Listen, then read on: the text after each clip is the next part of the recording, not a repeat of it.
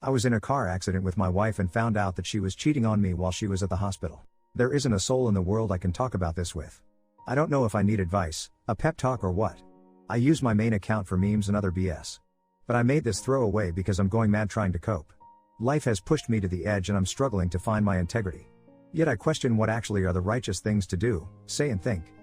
I guess to begin I need to explain that I'm typing this in a hospital room. Yesterday about 7:30 a.m. my wife and I were involved in a wreck. I came out with only a few cuts and bruises. Mari, my wife, suffered a crushed shoulder, broken collarbone, 3 broken ribs and a collapsed lung. They expect her to fully recover, but for now they have her heavily sedated.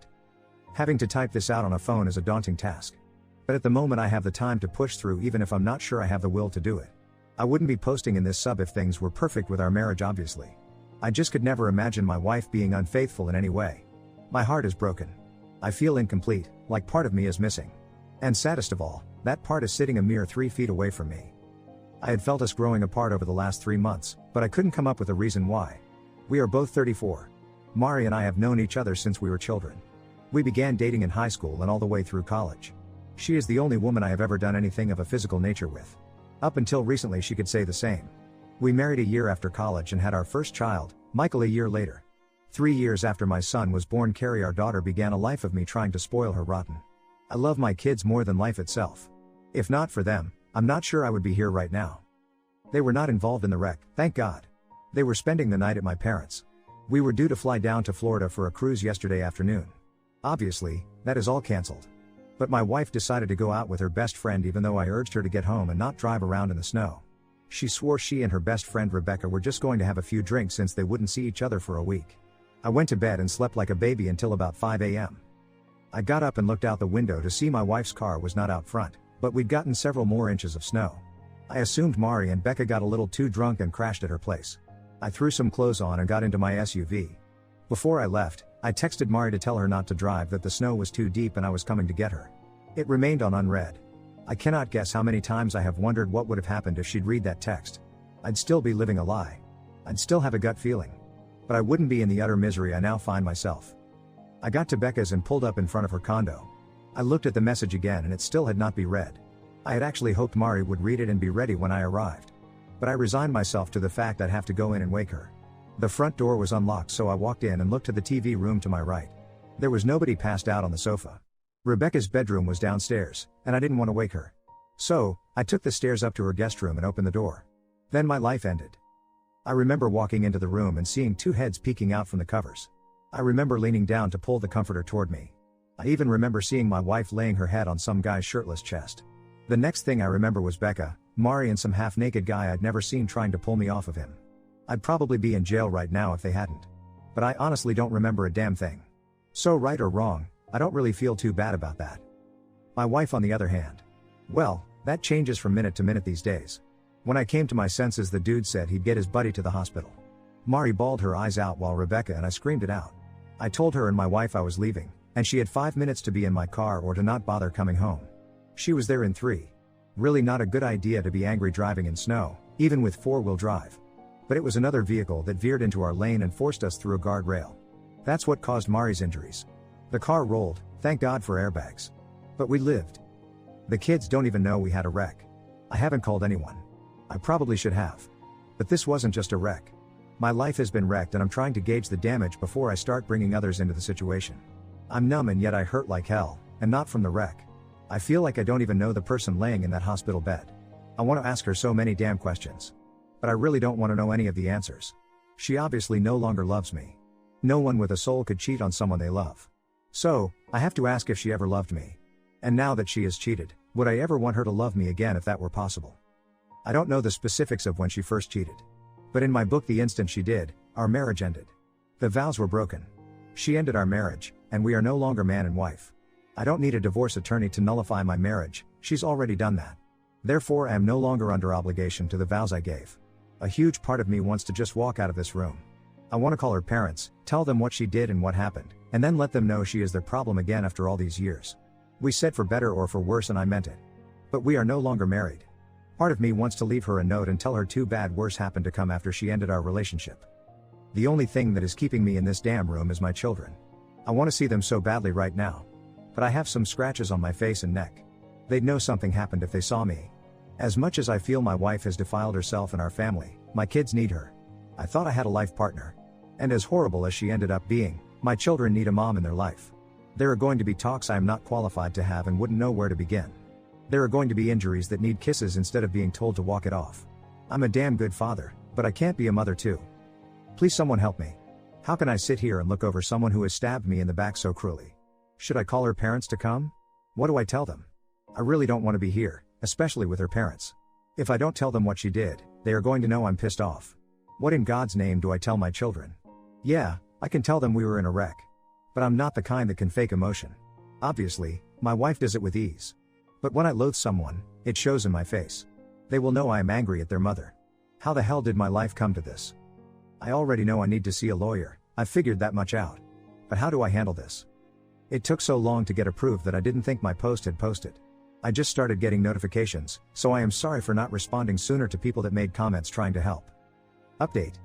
For whatever reason I could not respond to questions from my first post. It may have something due to this being a throwaway account. But I could reply to comments, but nobody could see the replies but me. I tried posting this update in the infidelity sub last night but had issues.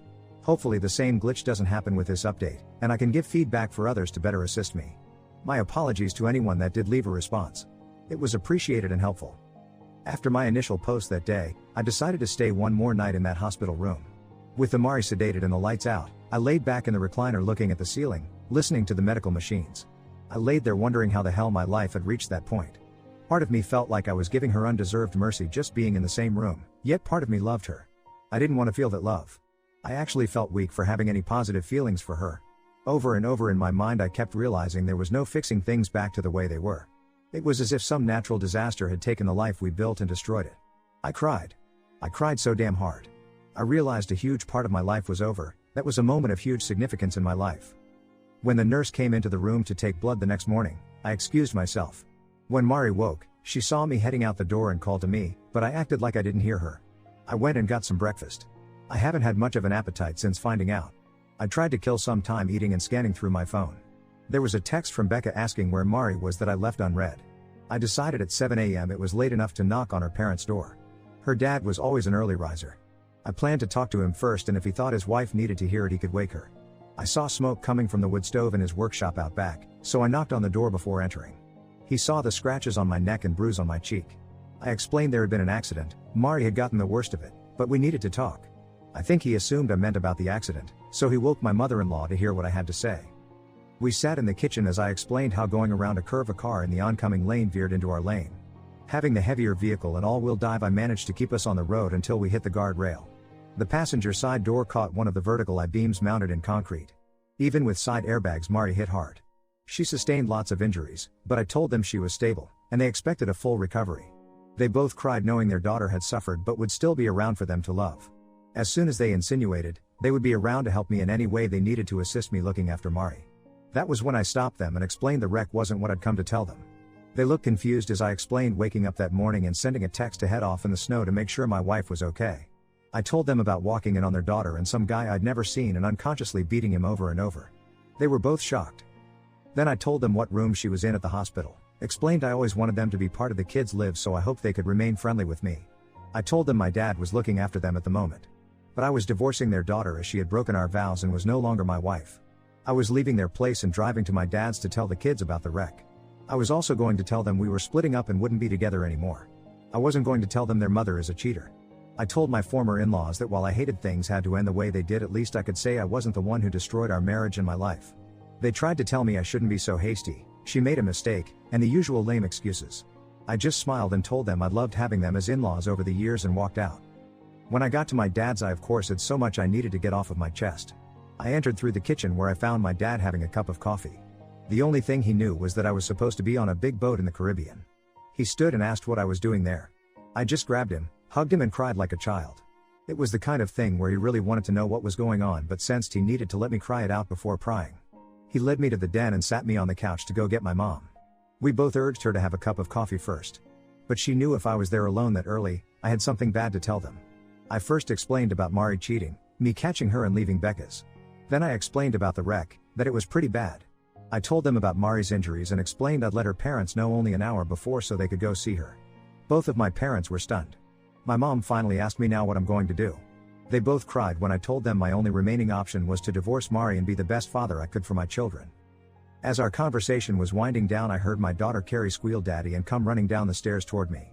That woke up my son, who was also downstairs with a few minutes. I hadn't seen them in so long, I just spent time hugging them, happy to see them. They took a while to notice my scratches. I told them about the wreck and that their mommy was in the hospital but going to be fine. I told them Mari's parents would eventually pick them up to take them to see their mom, and left it at that. I spent a day playing, talking to, holding, napping with, and laughing with my children, and those two made me want to live again. Until that point, if I'm honest, I was like 50-50 about wanting to go on. But they are worth living for, protecting, and cherishing. My wife's phone was destroyed in the wreck, so nobody had gotten a response for days. Early that night I started getting texts from my Mills phone and knew they had to be from Mari. I ignored them. They continued sporadically off and on through the night, turned off notifications. The next day I spoke with 3 law offices about filing for divorce. I can't say I want or even need a legal divorce. But that will divide assets and determine custody of our children. What she does with who is no longer of any concern of mine. I've met with 2 and I like the later one quite a bit. I'll meet with the 3rd-rated lawyer to see if he wows me. If not, I'm going with the 2nd firm's top divorce attorney. Either way, I will have removed 3 top legal sources from her list of candidates. And that's a win, in my book. Custody is my primary focus. I'm not going for full custody, and I wouldn't want it if I could get it. They need their mother in their lives. But because she did what she did, she can never again be a part of my life. A go-between can drop the kids off on time whenever they need to be where they need to be. Not a reason in this world for me to ever say another word to her. I obviously never knew her, so why would I continue to interact with a stranger? I go back to work next week from what would have been our cruise. I didn't tell a soul at work we didn't go or anything about the wreck. And of course, they will be seeing me driving the rental car and question if I got a new car. I'm not sure if I need to explain things to HR. But I don't want my personal business to be aired out for all to see. I feel humiliated as it is without news leaking out. Divorce is a necessity sometimes, but it always represents a failure.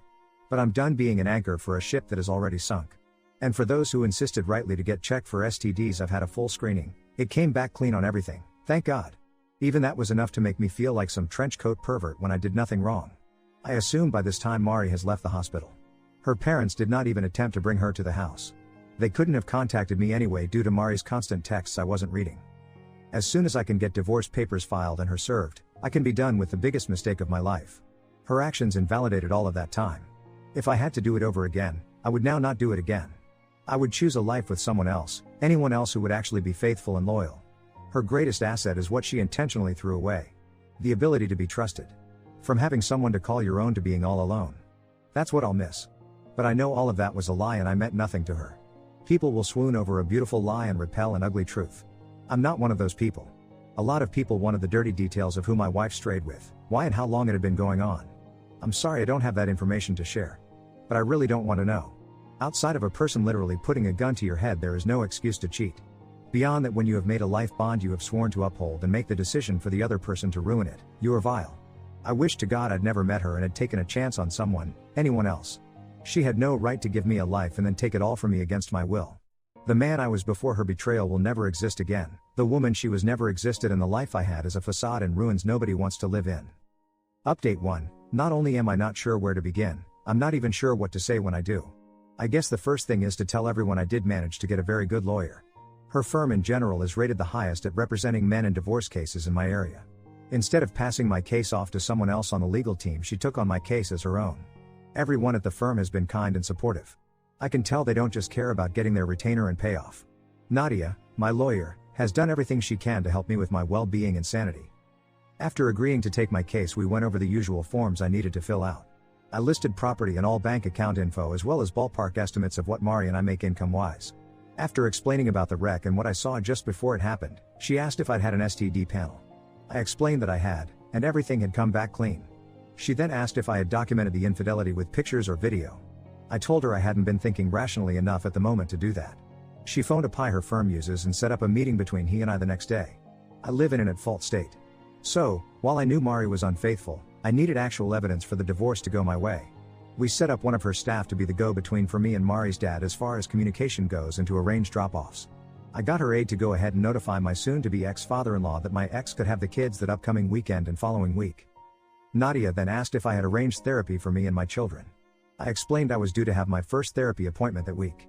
But as the children had yet to be told anything, I was holding off on that.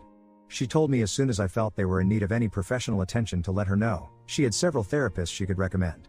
She expressed what seemed to be sincere condolences I was having to go through all I have and will. I tend to dislike lawyers. But I do think I might have found one with an actual soul. She gave me a list of things to collect and do before our next meeting. Many of the instructions were identical to the advice users post here. So, when she told me to drop by the drugstore to get 2 DNA kits, I thought nothing of it. I knew it was standard protocol. When I got home with the kids that night, I did the cheek swabs for me and them. I sealed everything up and mailed the kits off after taking the kids to school the next morning. 2 days later was Friday and the go-between dropped the kids off with their grandfather for the weekend that morning. I went to work, and I was just coming back from lunch when I got an email notification from my personal account. I could see it was 2 emails from the lab, so I waited to get to my computer to view them. At my desk I opened the first email and clicked a link. The results said my son Michael is in fact my son. I opened the other email and clicked the link. I read what it said. I read what it said again. I couldn't really say anything, I just started shaking my head. I knew I had to get out of the office before breaking down. But I managed to do screenshots of both results and email them to myself as photo files. I went to my car and began bawling as the realization my daughter Carrie was in fact not my daughter set in. I can't imagine having an arm cut off would hurt much more than losing a daughter. It honestly felt like my soul had been taken from me. I don't know any other way to describe it. I didn't know who to call. I just sat there crying and wishing like hell I could wake up from my nightmare. I downloaded the 2 files from my email account and texted the pics to my lawyer. Within 20 seconds Nadia called asking where I was. Work was all I could manage to say. She told me to stay there and someone from the firm would be there in a few minutes. I ended the call and opened the door. I began to vomit uncontrollably until I was dry heaving. By the time I managed to stop puking and feeling dizzy, one of the paralegals arrived to pick me up. She took me to the firm, and as soon as Nadia finished with a client, they ushered me into her office. The first thing she told me was that sometimes the tests come back wrong. She said she understood I was upset and had every right to be. But she urged me we needed to test Carrie and me again in a local lab to ensure nothing gets contaminated. I couldn't believe what was happening. Even after catching Mari cheating, I just assumed the DNA test on the kids was a formality. I would have never thought my wife would ever be unfaithful. But imagining she was capable of having some other man's baby, if true, who in the hell did I marry? I couldn't even confront Mari if I wanted to. I didn't have concrete proof. Yet I couldn't imagine if the results confirmed what we highly suspected, how she and I would ever have that conversation. One of the ladies in the office at the firm had a blood pressure cup and checked mine to make sure it wasn't at dangerous levels. It was elevated and I did feel like I was close to a panic attack. Yet I was numb and in shock at the same time. I wondered what was next. I struggled to grasp my little girl might have never been my little girl. At that moment I was so glad the kids were staying with their mom. I started wondering if both test results could be wrong and Carrie was my daughter and Michael wasn't my son. I knew I couldn't wait 2 days to know the truth. So, the go-between set up a time she could pick Carrie up the next day for a few hours and take her back to Mari's parents. We did the test in a sterile environment and by trained medical staff. There was no mix-up. I am not Carrie's father. It still took a day to get results and she was back with her mom by the time I got them. But I cried even harder the second time and I'm so glad Carrie wasn't there to witness it. I sent the results to my lawyer, and she called to check on me. She urged me to seek out family and not go through things alone. I got into my car and drove to my dad's crying the whole way. When I got there and saw my mom, she knew something was wrong, but couldn't get it out of me. Finally, I just managed to utter, "Carrie is not my daughter." Mom asked me, "What?" But she knew she heard correctly, and I was incapable of repeating it. After about 30 seconds of silence other than me weeping uncontrollably, she stood and got her cell phone. She called my dad. She told him to hurry home, but please be very careful, that I had bad news. I could tell my dad wanted at least a hint at what could be so bad. She just urged him to be safe and get home as soon as he could. He arrived in about 20 minutes and we all just had a long cry for hours. I'd console my dad. He'd console my mom. They'd console me. But we were all inconsolable. They of course asked me about Michael, and I assured them he was mine. They both expressed relief and then felt badly for being relieved to only be losing one grandchild. They asked me what I was going to do. I told them I didn't know. The only thing that was certain for me at that moment was that Carrie would never want for anything she needed and most things she wanted. I didn't even care about potential required child support at that moment, she was going to be taken care of. As horrible as I was feeling for myself, I felt even worse for Carrie, being totally innocent. Did I want custody of her? Could I get custody of Carrie even if I wanted it? I began to wonder if Mari knew or suspected. I suddenly wanted some damn answers. I met with Nadia after work Monday, and she told me she'd met with a private detective hired to follow Mari. Due to the wreck, she hadn't been out of the house to cheat anymore. So, I wasn't surprised he didn't have recent evidence. But one of the things Nadia had me bring was Mari's old cell phone from out of a drawer at home. He was able to get in and access nearly every app as if he were on her destroyed phone. He found nudes sent and received to and from various guys. Tons of messages and sexting with enough admission of guilt in them to sway any judge. I was asked if I wanted to see any of the pictures or read the texts. I declined. But Nadia and I did need to plan how I was going to confront Mari about Carrie. She thought it best to do it in her office if Mari could be talked into it. She called Mari's mom's cell in front of me. I heard Mari's voice for the first time since I left the hospital. Nadia got straight to the point and told her she needed to meet with me to explain a few things. My ex declared she'd been waiting and wanting to talk. She was asked if her lawyer could be contacted. Mari said she didn't have one but said she was willing to come the next afternoon to talk. It was all I could do to get through that next day without crying like a lunatic at work and yet pretend to be getting things done. I was barely able to keep lunch down, but I left at 3 and headed to the firm feeling nauseous. I arrived first intentionally. I wanted her to be forced to enter, sit on the side away from the door and unable to try and approach me. I was scrolling through pictures of our perfect family that never existed when she came in. She needed assistance walking and was still in 2 casts from the wreck. I didn't have to worry about her trying for a hug. I thought she might be playing it up for sympathy, but we did have a bad wreck. I finally wanted her just to sit the hell down so I could ask her to explain herself.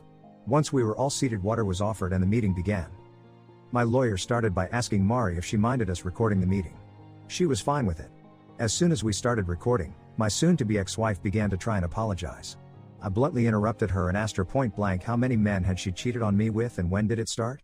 There were enough confirmed hookups from the pie to know the guy I caught her with wasn't the first by a mile. She didn't know what we knew, of course. And I guess to reduce the severity of the incident before the wreck, her plan was to only admit to what she knew we knew. I asked her again, rough estimate, how many men she had slept with since our son was born. Giving that specific time frame seemed to give her a minute's pause, but she kept trying to act clueless. She still thought it was all a game at that point and I was losing my cool.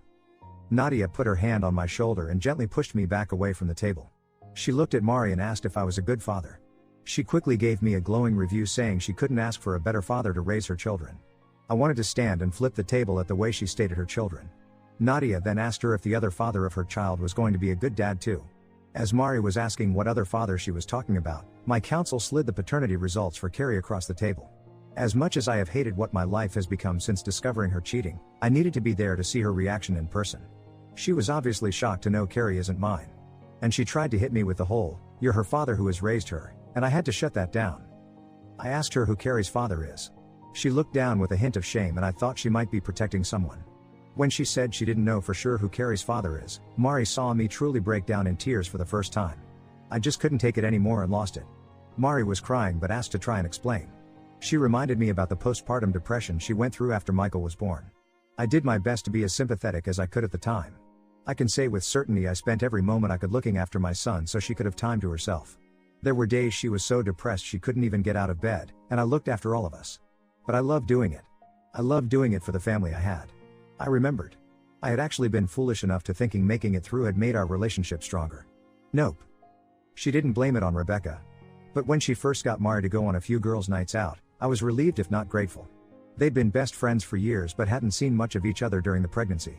Mari said she got really drunk the second time they went out and she let some guy feel her up while she gave him head. She said she felt guilty about it for a while, for months. But she began to resent not getting to be young and free to be with whomever she chose. She told us she started hooking up with guys the nights she would go out with Rebecca. Until the night before our wreck she'd never not come home or come home late over the years. She claimed she didn't want to develop feelings for any of the guys.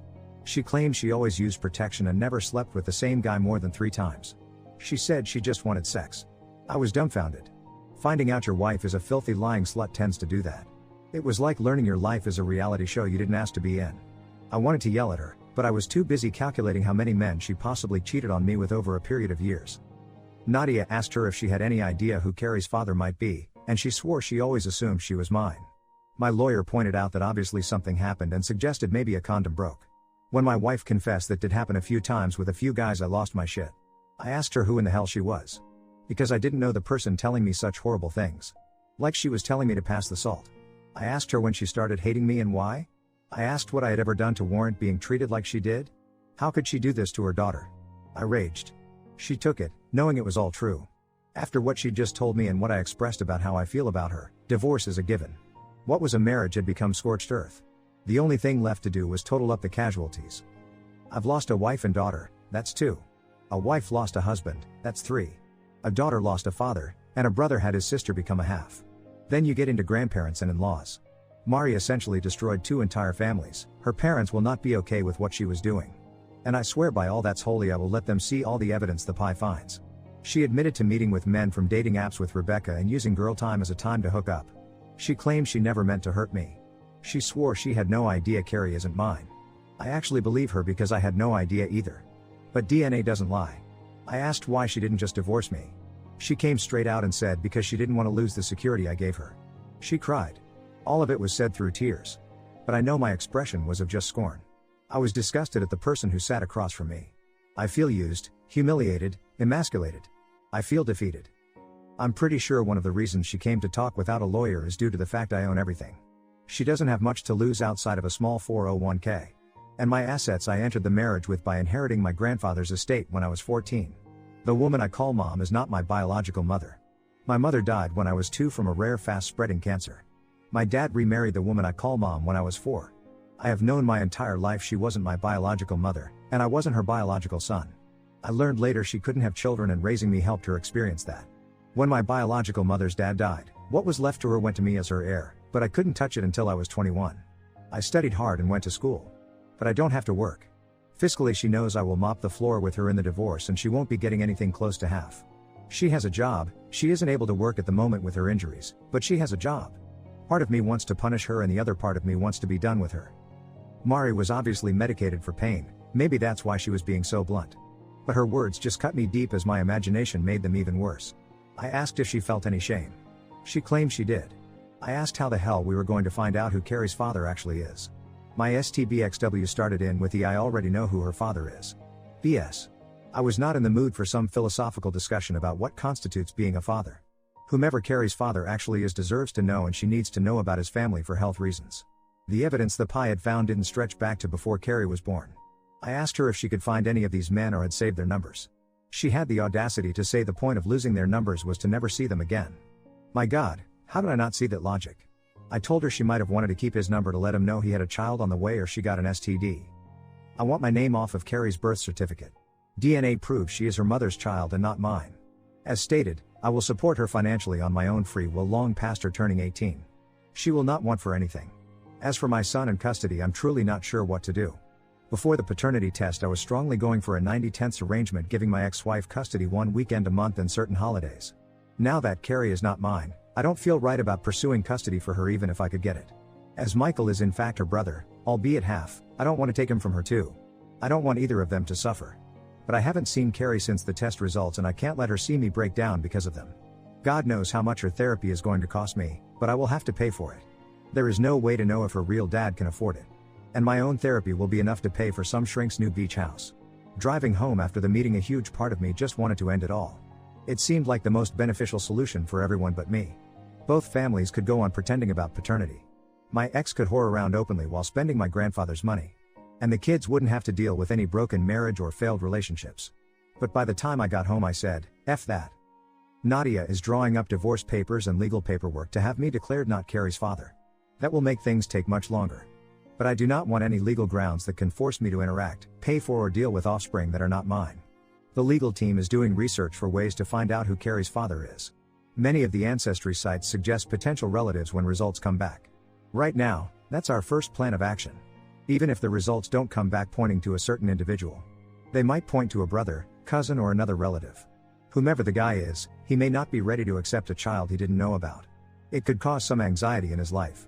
But I doubt it will be nearly the terror I felt losing my daughter forever because she never existed. Everything is just so screwed up at the moment. Nothing is stable. Chaos is a daily burden at this point. The kids come back to the house Sunday afternoon. I've never wanted to not see them before. But I know many inevitabilities will happen I cannot be prepared for. When she sees me and wants to hug her daddy, I'm not even sure how I'll react. Hug her and cry like a baby knowing she has not ever been truly mine. Tell her I'm not the person she's looking for? I don't have it in me to be mean to her. But my heart is broken. Like there is nobody to take this out on, even Mari. Because nothing I could do outside of murder would equal the betrayal she has done to me. That scale will never be balanced. She used me and spit me out. She deserves to rot in hell for her promiscuous lying ways. I'm destroyed and everything I used to love is too. I will win the divorce. Nadia and company will make it the most lopsided division of assets in the history of divorce. But Mari reduced or removed the value of so much for me it feels like she's already won.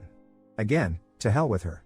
I'm left with a son she will try and use against me and manipulate. Some people really are so horrible they deserve to be put down like an animal. I made the stupid decision to have a child with one. I just know now I'm not the only stupid one. Update 2. The go-between from the law firm texted me at 3 p.m. Sunday to let me know she had the kids securely in the car with their belongings and was on her way to the house. I doubt any text message in history has been as dreaded for anyone as that one was for me. What made it all the more tragic was the fact that weeks before, I would have smiled and anxiously awaited the text. Suddenly a reunion I would have been yearning for was something I dreaded. I had no plans to mention divorce, paternity, or any issues with the kids. As much as I tried to prepare myself, I knew I wasn't in the state of mind to bring any of that up. My goal was for things to go as normally as they could, like the other times they stayed with grandparents while Mari and I were on vacation. That's what I wanted. I knew reality was going to be something completely different and I had little control over any of it. Jessica, the intern from the firm, pulled into the driveway. I watched them pull up from the front bay window. I walked outside and down the steps as the car pulled to a stop. I was smiling as I approached the passenger side of Jessica's car. As soon as I saw Carrie in her car seat beaming a huge smile at me, I started crying. Oh, I was still smiling. You couldn't have knocked that damn smile off of me with a 2x4. I just hoped if I maintained a smile, it might convince the kids and myself everything was okay. Wish I'd had a plan B. As soon as I could get her out of the car seat, Michael was by my side and I grabbed he and Carrie and just hugged them. I told them I missed them. That was really all I could manage to say. I just kept crying. And people can hate me all they want to. God knows I've gotten some hate-filled messages privately and publicly. But it all felt different. It did not feel the same as the day I hugged my children goodbye. I want to say it did, just to get the people who think I'm a loathsome wretch off of my back. Maybe part of the loss I was feeling was over the family unit we all used to know being destroyed. My heart was just flat out broken. Seeing them and knowing she isn't mine just broke my heart all over again. That is what my life has become. Every single damn day it feels like there is a new heartbreak. I learn more of the extremes of Mari's cheating escapades. I discover pain I can't shield the kids from. I am reminded of the past bonds and know they were all founded on lies. I keep backing away from the volcanic epicenter of chaos that started when I caught Mari cheating. But I keep getting blasted with stray boulders of betrayal daily, learning how much I have been deceived. Jessica was a saint helping me get them into the house. I grabbed all of their belongings like a pack mule, and she closed the doors and trunk. As soon as I placed their bags down on the floor, I turned to see Carrie looking up at me. She didn't say anything, she just looked up at me with those eyes like she knew I was the one that needed the hug. I squatted down. She walked into my arms and wrapped her little arms around me as tightly as she knew how. That child broke me. I wanted to be strong. But no kid should hear a parent cry like that. Everyone keeps insisting I do the things that damage them the least. That's great, even logical. But what if everything damages them? What if there is no way to keep the damage from happening? Allowing her to see a source of strength and security destroyed has to be damaging her. How could it not? If I abandoned her, it would destroy her. Yet by staying in her life, I am damaging her as well. A 6-year-old shouldn't have to console a grown damn man, especially for something that isn't her fault. My soul was seething with rage toward Mari at that moment. But the little girl she lied and told me was mine just showed me love the only way she knew how and kept hugging. The indisputable truth of the matter, the epiphany I had at that moment. She and I are both victims. As the adult I'm supposed to be able to maintain and handle it better. She doesn't even know she's been victimized yet. Just as if she and I were the only survivors of a plane crash, we survived, but it's going to leave scars on our souls. But as the survivors, we need to stick together. We need to be there for each other because we're going through the same damn thing. Yes, very different perspectives. But at that moment I was feeling the loss and yet sparing her much of the pain by taking it upon myself. I've been looking at this as Mari taking my daughter from me. But it is just as true to say Mari took her father from her. The villain in this damn story is Mari.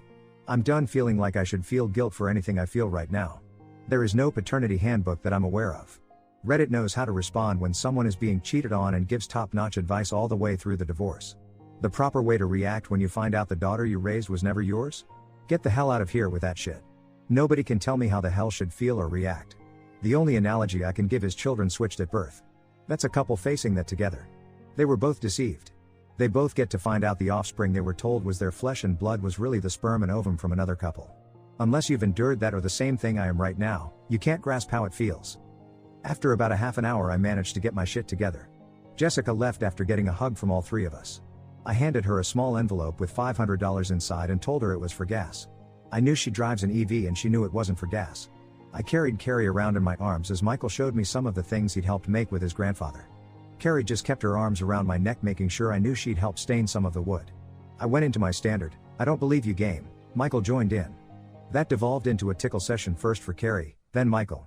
I cannot convey how wonderful and at the same time heartbreaking it was to hear Carrie's squeals and laughter. Seeing Michael happy and laughing was a joy for my broken soul. Because I knew the future held little to none of what we were at that moment enjoying. They teamed up to wrestle me. I liked seeing them work together even if it was against me. Father or not, by the time she's old enough to date I'll have her able to say no with feeling. I put on some music. Ever since she was a baby, Carrie has loved music. I have danced with her from the first week she was born up until the previous month. I'm sure I look goofy. I don't care. I have fun, and she loves acting as silly as me. I got Uber Eats to bring takeout for dinner. We aren't Asian but sure as hell eat like it. Michael can throw down some low mind for a 10-year-old. And for whatever reason Carrie loves crab rangoon. I didn't eat much. My appetite has taken care of any weight loss issues I had. I just enjoyed getting to have dinner with them again. They both had school today. So, I got them bathed, PJ'd and ready for bed. Michael likes to read a book as he is settling down. I gave him a hug, told him I loved him, and I'd see him in the morning. I got Carrie tucked into bed and read her a storybook while pointing out things in the artwork. I had her about ready to nod off and I felt myself welling up with tears. I kissed Carrie on her head and told her I love you for the first time since finding out. Call me the biggest asshole on the planet. I don't care. But saying it was like allowing myself to admit it. Everything in my life has been a struggle in recent day to figure out what is real and what wasn't real. My love for Carrie is real. I love her. I do feel different. Right or wrong I do. But I love her. I went from not wanting to take anything away from her to continuing to want to give. It's a huge difference. But anyway, I was sort of waiting for Carrie to tell me she loves me. I mean I know she does, without her saying it. No, she took the moment to tell me, Mommy loves you. I knew what she said. I made a point not to snap at her and be as sweet as I could possibly be when I asked her, Carrie, why did you tell me that? She said Mommy told her. I very sweetly asked if Mommy just said that or if Mommy told her to tell me that. It seemed my soon-to-be ex-wife had to explain why I hadn't been to visit, wouldn't be coming over, and she wouldn't be coming home with them. She actually told the kids her parents' house was her new home, which I was kind of glad of. But the I love you BS, I still had to get to the bottom of. I pried some more, then Michael came into the room. He revealed their mom had told them she wouldn't be coming home because I didn't love her anymore. What the F was I supposed to say to that? Yep. It's all on me, I just fell out of love with your mom. Blame me.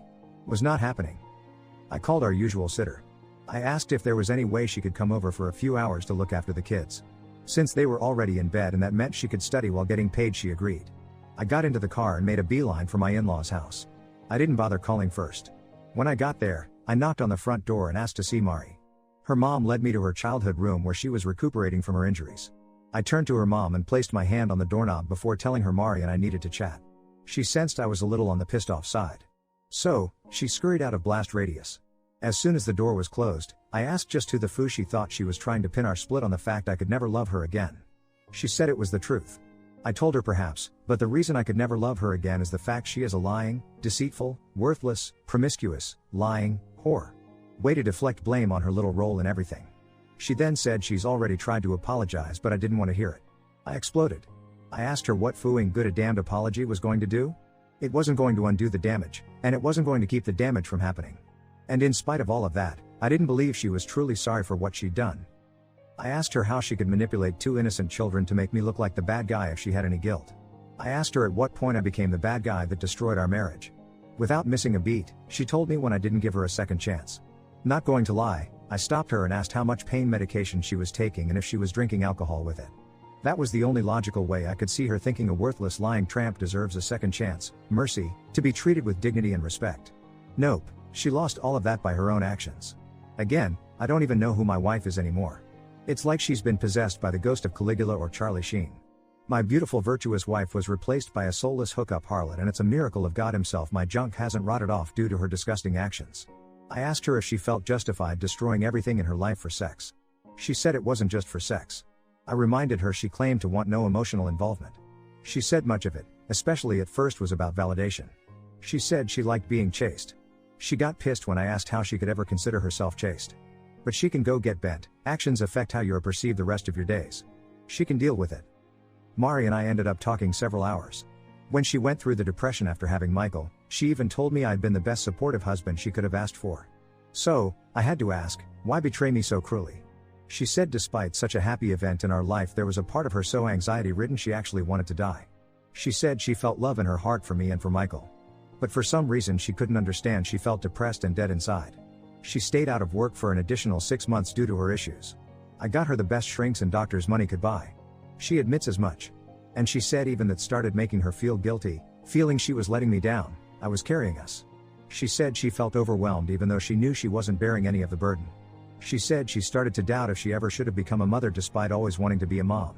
She withdrew from friends in person and via internet, text. She told me every day she loved me and apologized. I told her I had nothing to apologize for, I just wanted her to get better. Maybe she was apologizing for what she was about to do. When Rebecca came to the house unannounced that first day, I was so glad to see her. I knew Becca was ballsy enough to not be pushed away but be kind enough to get Mari to open up. It still took months before anything that could be considered a night on the town occurred. Just getting Mari to go to Starbucks was a victory at the time. There are a ton of guys thinking I'm the biggest schlep on earth letting my wife go to bars or clubs with a single girlfriend. 99% of the time you would be 100% correct. And I should have put a stop to it much sooner.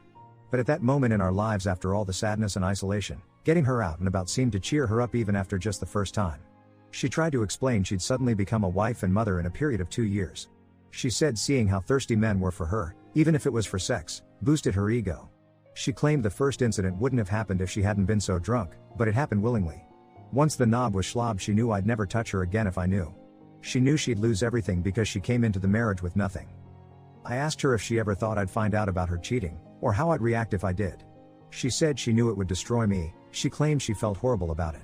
I asked the obvious question, why continue to cheat? She claimed as soon as she sobered up after cheating, she felt guilt, shame and regret. I did remember her being really sad for a week after going out the first time. Rebecca came over and the two of them talked for hours alone. From that point for months, I had the old Mari back. She revealed she told Becca the day she felt unworthy of me because of what she did. She knew if I found out we were done I would go after Michael. She claimed she decided to take it to the grave and try to be the best wife she could be in every way to make it up to me. Red flag, yeah, now. Think I'm a fool all you wish. But we had a baby to look after and I had been doing 95% of the caregiving. Overnight I got my wife back. At the time I would have been stark raving mad to think that was a red flag. It was a damned miracle at the time. Within 2 weeks I was back working part-time, then full-time once Mari was fine as a psalm. Looking back, the time just before and just after Michael was a year old. Those had been some of the happiest of our lives, at least for me. To find out it was all due to her trying to make up for blowing a stranger in his car forever altered those happy memories. I asked why she cheated again, if I just wasn't enough for her? I had always thought we had a great sex life aside from her depressed period. She always acted like she enjoyed sex with me. She claimed the longer she went keeping the secret, the worse she felt about herself. But unlike before after Michael was born, she couldn't let on to me how she felt. She knew I'd want to know why she was sad to comfort her, but she couldn't tell me. She claimed the internal struggle keeping the secret and living the lie of a facade of happiness. She reminded me when I went to a reunion of my bio mom's family out of state. I took Michael with to introduce him to her family for the first time. Mari canceled at the last minute claiming she was ill. I couldn't have stopped her from cheating on me at that moment. That was already done.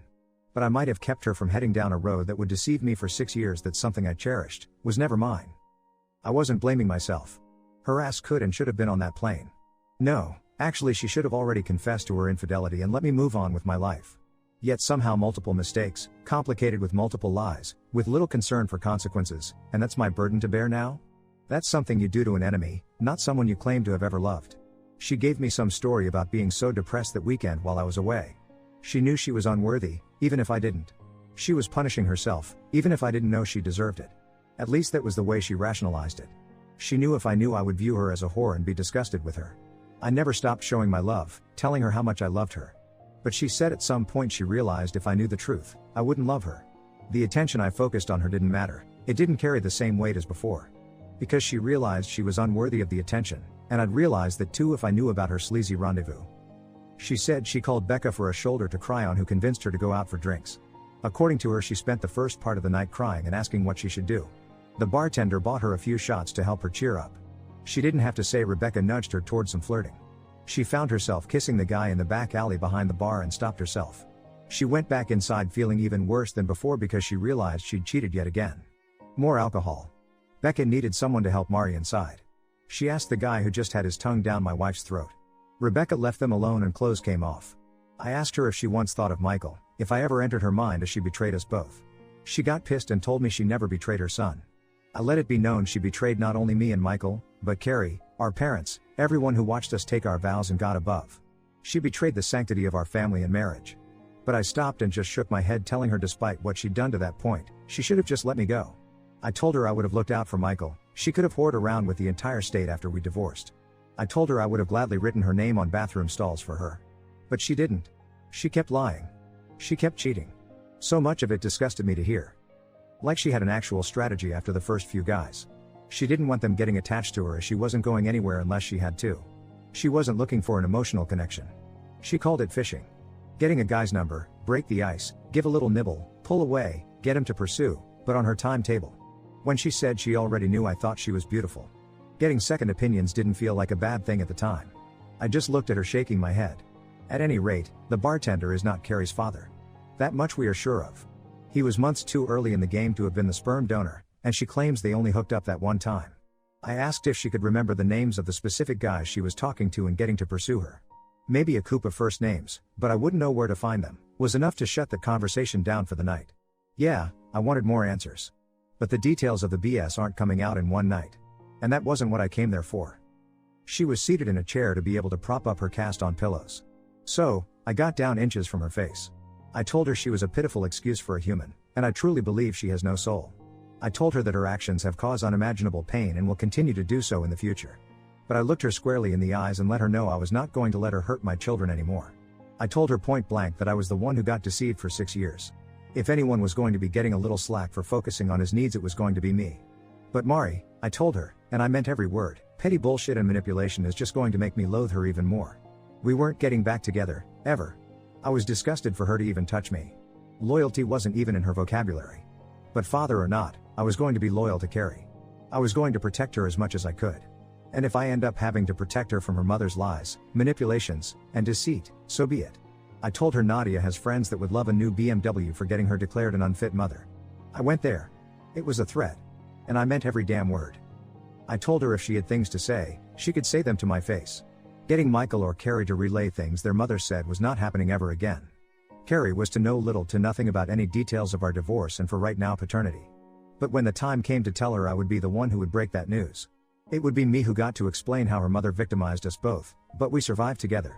There was no way in hell I was allowing the person who destroyed so much for us both get to downplay it or blame me. That horrible news wasn't coming anytime soon for her as far as I planned, until the need arises. And I'll decide when that is. I pointed out she doesn't have a lawyer and let her know the kids would be staying with me for at least the next 2 weeks. She needed some time to reflect on not only the entirety of her betrayal, but her cruel manipulation that will only hurt Carrie. I'd let her know when she'd earned the right to be a mother again. There wasn't much she could do. I had the kids. She's in 2 castes. Let her live with some loneliness. My God, I've made mistakes in my life. On the drive home I kept wishing somehow I could have just known how things would turn out. And this is the biggest struggle of my life. I hope it is the biggest struggle I ever face. But so much has been destroyed. The sham marriage I was living needs to be torn down, ground into dust, and the soil tilled with salt. But there is no reason to hurt a little girl who at the moment is blissfully unaware at the battle between her mother and her daddy. I want it to stay that way. Those children cannot see us together. When Mari and I are in the same room, the entire aura oozes venom. That's beyond toxic for us. I'm not subjecting the kids to any of it. I will not fight her in front of them. But I swear I will put her in her place and call out the slightest BS. I'm sorry this has been long. I just feel like every decision I make has 1,000 ramifications. The man up, DNA doesn't matter. People need to understand that hurting Carrie is the last thing I want to do. And I have every intention of being not only in her corner, but fighting for her. I don't know how this shit is going to end. But me and that little girl got shafted by the same person. A person that I refused to let damage her the way she damaged me. Not happening. And no mother fooer is coming around my daughter until I allow it. That won't be Mari's decision either. If I check his background and meet him, I'll make that call if the day ever comes. Until that point, my son Michael, my daughter Carrie, and I are weathering a storm. I've managed to shield them from what's coming. I will shield them from as much of the shrapnel as I can. But our souls are all going to bleed a time or two before this is all over. This carnage could have been prevented, but once the bomb goes off it can't be avoided. I'm sorry for venting. I intended it as an update only. But this is all too much sometimes. I am in therapy 2 times per week. Not sure it's helping. But it's early on, with the shrink, so I'll give it a few more sessions. I have to get to bed. So, I will post this and let it be. I won't post again for a while. It has helped to verbalize some of what I've been feeling. So, thank you. I just need to focus on my healing and making this transition in life as seamless as I can for the kids. Thank for all the direction and encouraging words. Many have been a huge help. I promise to return the favor and try to help others here someday. Just not today. Update 3, though I'm not sure where to begin, I don't want to leave anything out. I do have a sense of what I hope to convey when I'm done. It's just very hard to discuss any one aspect of my situation that doesn't branch into other parts of my life. If this sounds disjointed, forgive me, but this will be a long read. Because the life I was living has been gone long enough to the point it feels like that was all a dream I woke up from. The best analogy I can give is that Mari cast Michael, Carrie, and me in a tawdry reality show against our will and without our knowledge.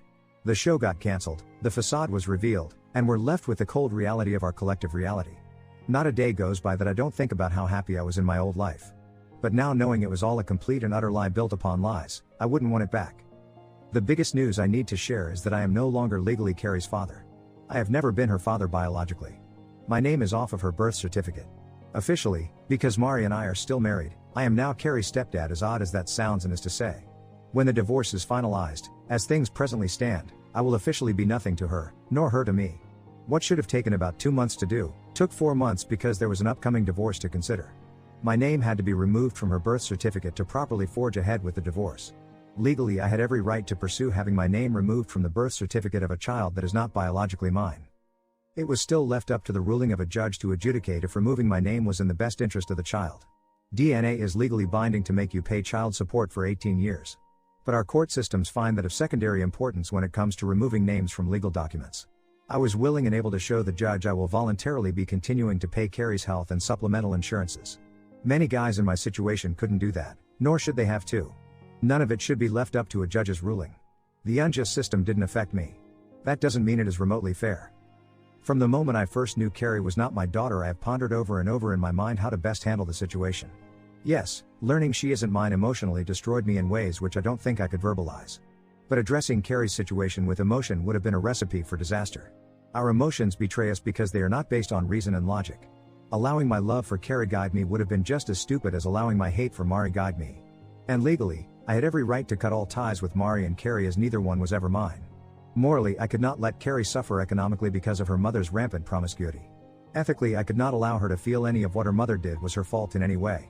At the end of the day, and after a lot of soul searching, I came to the realization she and I were both victimized by Mari. My soon-to-be ex-wife removed my agency in regard to every aspect of our relationship when she cheated. I wasn't told she no longer loved me or never actually did. I was not allowed to know she'd been unfaithful. I wasn't informed I was no longer her one and only.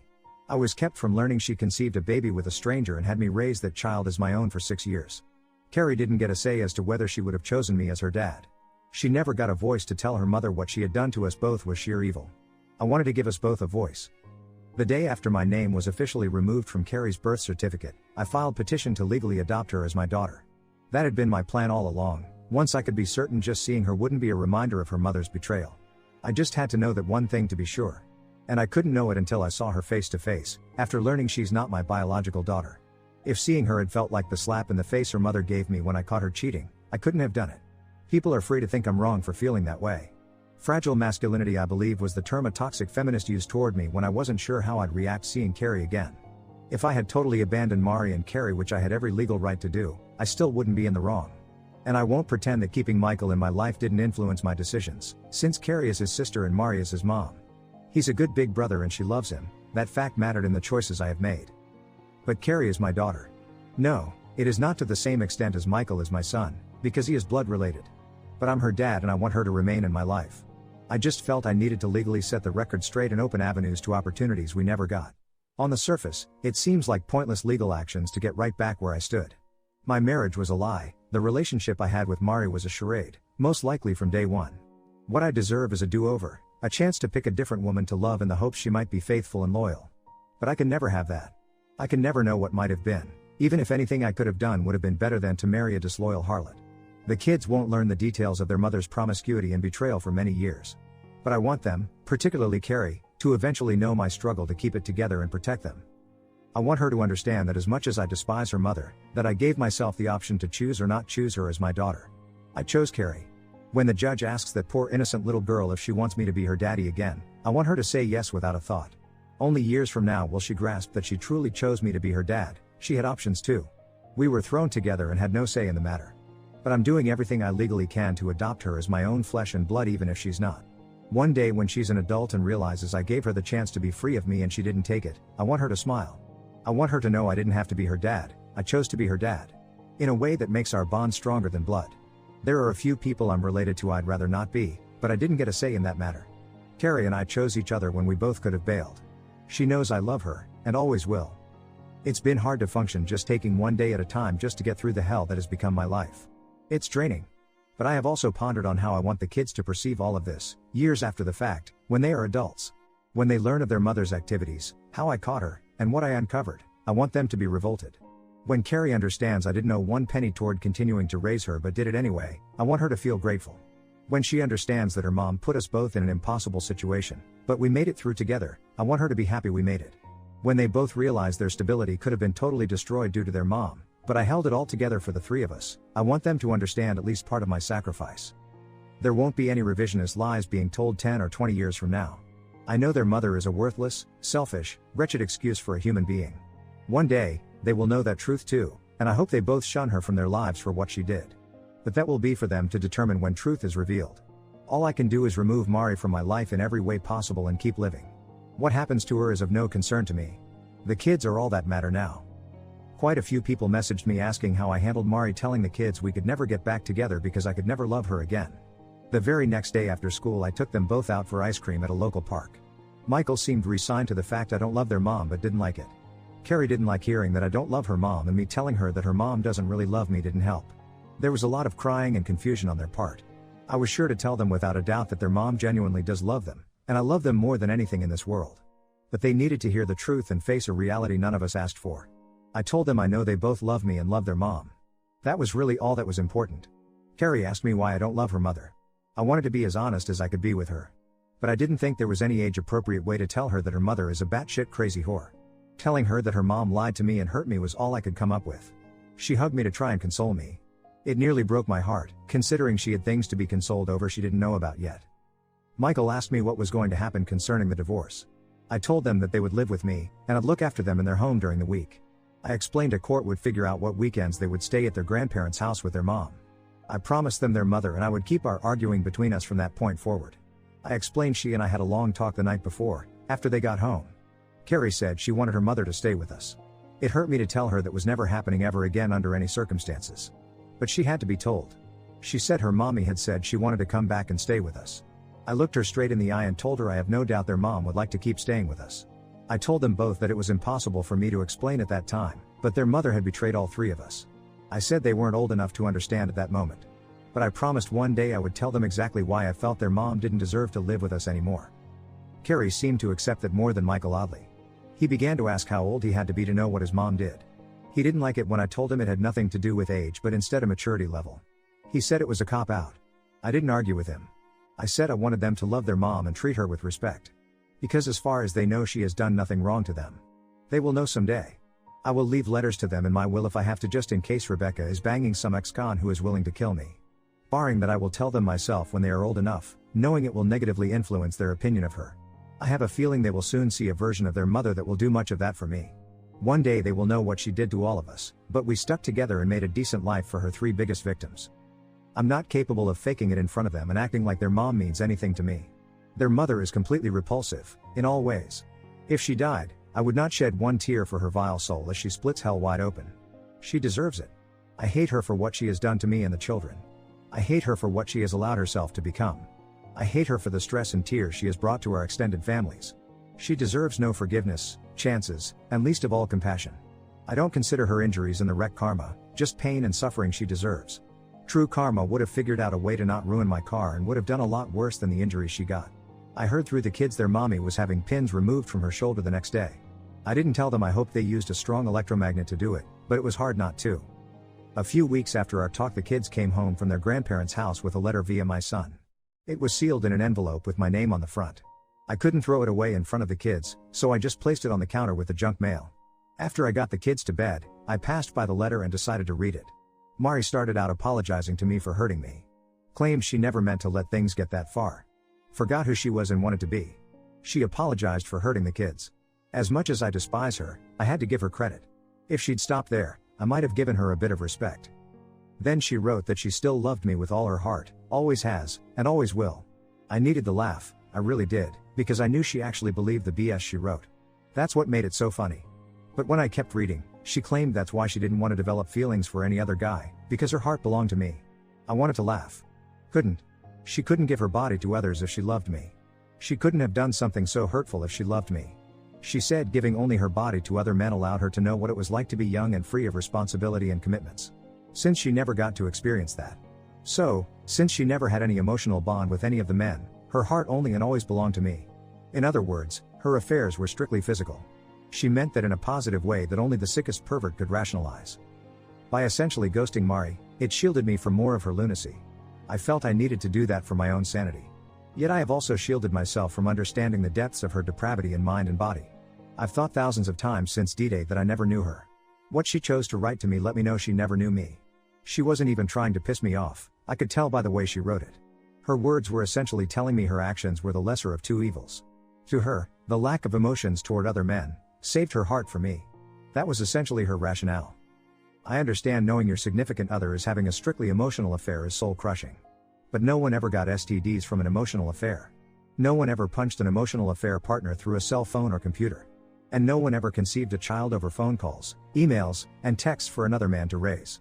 I can say with 100% certainty I would have rather she'd had thousands of emotional affairs and kept anything from ever becoming physical. The fact she doesn't grasp that about me screams, I never knew you. She chose the worst of two evils in my eyes and never knew me well enough to know that. I have read many of the posts written by others here. I have yet to read that anyone so said, things never got emotional. That's essentially what she's claiming. Yet she doesn't grasp she's admitting to living the last 6 years of her life as little more than an unevolved, hedonistic, rutting pig. That's how unintelligent animals behave, unable to control their sexual urges and behavior. She understood her acts were wrong and yet felt somewhat validated for what she did and the way she did it. Until that letter, I'd had little insight into how she perceived things she did eagerly, with no conscience. The depths of depravity she not only condoned but welcomed removed every ounce of attraction I have for her. I'll forever have mind movies in my head because of her. They were bad after only catching her with that random guy. They got worse after she admitted to cheating with enough men to fully staff an aircraft carrier. But when the pie showed me the recovered texts, pictures, and videos from her old phone, it broke something in my psyche. It's like I was married to Pornhub for 6 years. Anyone that finds out their significant other had a one-night stand, I sympathize with you so much. People that learn their so was having an affair with someone, my heart truly breaks for you. But I can't put into words what it's like to know the love of your life was being defiled like the sleaziest prostitute of ancient Rome and enjoying it. I cannot picture Mari in my mind now without imagining ejaculation all over her face. She disgusts me that much, and that is how debased I will view her forever. No amount of emotional bonding with someone else was ever going to make me think that horribly of her. Unworthy in an instant that she turned into a 6-year time bomb. The motion to adopt Carrie was the second or third biggest thing Mari had to worry about the day I filed paperwork. At noon, a sheriff's deputy showed up at her parents' house to serve her with the divorce papers. At 10 minutes past noon, another deputy showed up to serve her with paperwork due to the civil suit I filed against her. The calls and texts from her parents' phones went unanswered and unread. Calls to my lawyer were met with urging to get her own legal counsel to get the ball rolling. That wasn't what she wanted to hear. I'm told she screamed and yelled at several staff members that day. Nadia eventually told her that the divorce would proceed, like it or not. Any further harassment to her or her staff would be severely dealt with. I kind of wish Mari had kept pushing. Orange was never her color, but what she's done should truly be criminal. It was over a week later that a lawyer representing her phoned Nadia and they had their first discussion. He asked if we were serious about the civil suit to try and recover expenses incurred raising a child that isn't mine. Nadia assured him we were going to try and recover every cent incurred due to paternity fraud. She negated to tell him none of it is about money. Even if I win, the odds are high I will see little or none of what any court awards. But if I win, it will be money coming out of any and every paycheck going to me until paid in full. It would be a costly reminder and punishment for what she's done. And even if I lose, she has to pay a lawyer to represent her, and that's more expenses she can't afford. He said he understood the vast majority of assets including the family home were mine long before we married. But he urged that we couldn't honestly expect to get custody of both kids, have her pay child support, and for her to live with no spousal support after a severe accident. Nadia told him his client had been unfaithful in the marriage long before the wreck and that she picked a bad time to get caught. She informed him our goal was to make it as painful for Mari as possible. Her car was the only item of any value in her name, which was in her possession, and she could keep it. Mari was allowed to keep her retirement savings as her own because my portfolio dwarfed hers. She wouldn't have even had that 401k without my urging she put in the maximum allowed each pay period. She never had to contribute to any utilities. Buying her own car and paying her own insurance was her only expense. The rest of her money was her own. Now she gets to live on it. I know she's already feeling the financial pinch and it's just going to get worse for her. If I win the civil suit, Starbucks sales will plummet. But it has to be done. I just don't think she ever expected I'd go to the lengths I am. As far as cars go, I drove her car around for a few months after my car was wrecked. Being the only thing of value that she owned, adding mileage to the car was satisfying even if it was petty. But I bought a beautiful new SUV and got my buddy to follow me in it as I drove Mari's car to her parents. I left the key in the mailbox with no idea when she'd be able to drive again. Given her past, I was sure she'd be on the hunt for strange D as soon as she was able. I hoped living with her mom and dad was making her feel young and free of responsibility. However, having random men come sleep over at her parents' house is just tacky. She would eventually need some place classy to offer her genitals to strangers, like a 2020 Acura. I thought about donating her car to the local community college criminal justice department. Those candidates would be experts on the use of luminol by the time they became actual police. As warped as it sounds, the most satisfying thing about dropping that car off was the spare tire. It doesn't have one, never did. That was a major point I gave her when she asked my opinion about purchasing the car. I remember her saying all sweet and cute she had me to call if she ever got a flat. It was all I could do not to leave a note under the trunk mat saying something like, "Bet you wish you had a spare now." But I'm sure eventually she'll get the message all on her own. A few days after the lawyers spoke on the phone, they met in person to discuss things. Her side wanted a meeting to discuss Carrie's situation. Even if I didn't want to, I didn't want her putting up walls to prevent me from adopting Carrie. I agreed for our daughter's sake, and we met them at Nadia's firm. I was seated in the main conference room when Nadia walked in with opposing counsel and Mari. I had never truly understood what people meant when they said someone looked rode hard and put away wet until that moment. She looked horrible. For quite a few minutes I thought my eyes were just deceiving me with some sort of blood rage hatred hallucination toward her. It wasn't until Nadia gave me a side-eye glance due to my ex's appearance that I finally knew I wasn't tripping. She'd lost weight to the point that the sides of her face were ever so slightly concave. She'd never been fat and shed the baby weight both times with ease. She looked like she had an appointment to get her mug shot taken in Florida. She'd cut her hair. It wasn't quite a Karen cut, but it was Karen-esque. And it looked like it hadn't been washed since the wreck. I'm not sure what she could have worn that would have been flattering. But I swear I made sure she got all her clothes back. So, nobody could blame me for that ensemble. The two lawyers discussed some things back and forth to start the meeting. I could feel Mari's eyes on me, but I didn't want to look in that direction. I wanted to convey hatred and scorn if I looked at her. When I finally glanced her way, I wondered where the beautiful girl I once knew had gone. Bullet dodged. From beautiful to bag lady in 6 months. Now I'm just somebody that she used to blow. Thankfully we began discussing Carrie, to take my mind off of how rough she looked. They asked if there had been any attempt to find Carrie's biological father yet. I told them nothing pertaining to that was going to take place until the divorce and custody issues are totally finalized. I then asked if she'd remembered any names that might lead us to baby daddy number 2. I felt trashy just saying it, and she didn't like hearing it, but truth is truth. She said no names from that time and her life came to mind. I asked if she had any plans to block me from legally adopting Carrie.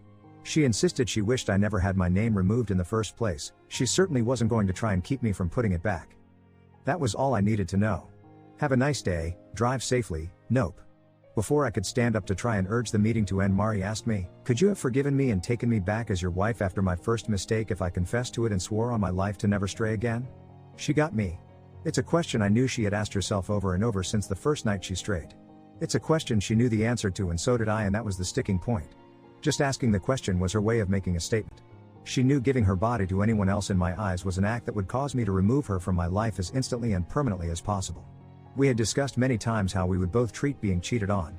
I told her if I ever found out she cheated I wouldn't listen to another word she ever said. The time to talk was before infidelity, everything after is just noise, excuses, and hot air. After several minutes of silence, I reluctantly told her she already knew I would not have given her a second chance. Then I asked her if I'd had an affair baby with a random hookup and brought it home 6 years later if she'd look after it. It got ugly from there. She said I was doing everything in my power to hurt her now. I didn't deny it. She said I'm not her parents and that I don't get to punish her for being bad in reference to the civil suit. I made sure she understood the divorce was to punish her. The civil suit was hopefully literal payback I was owed.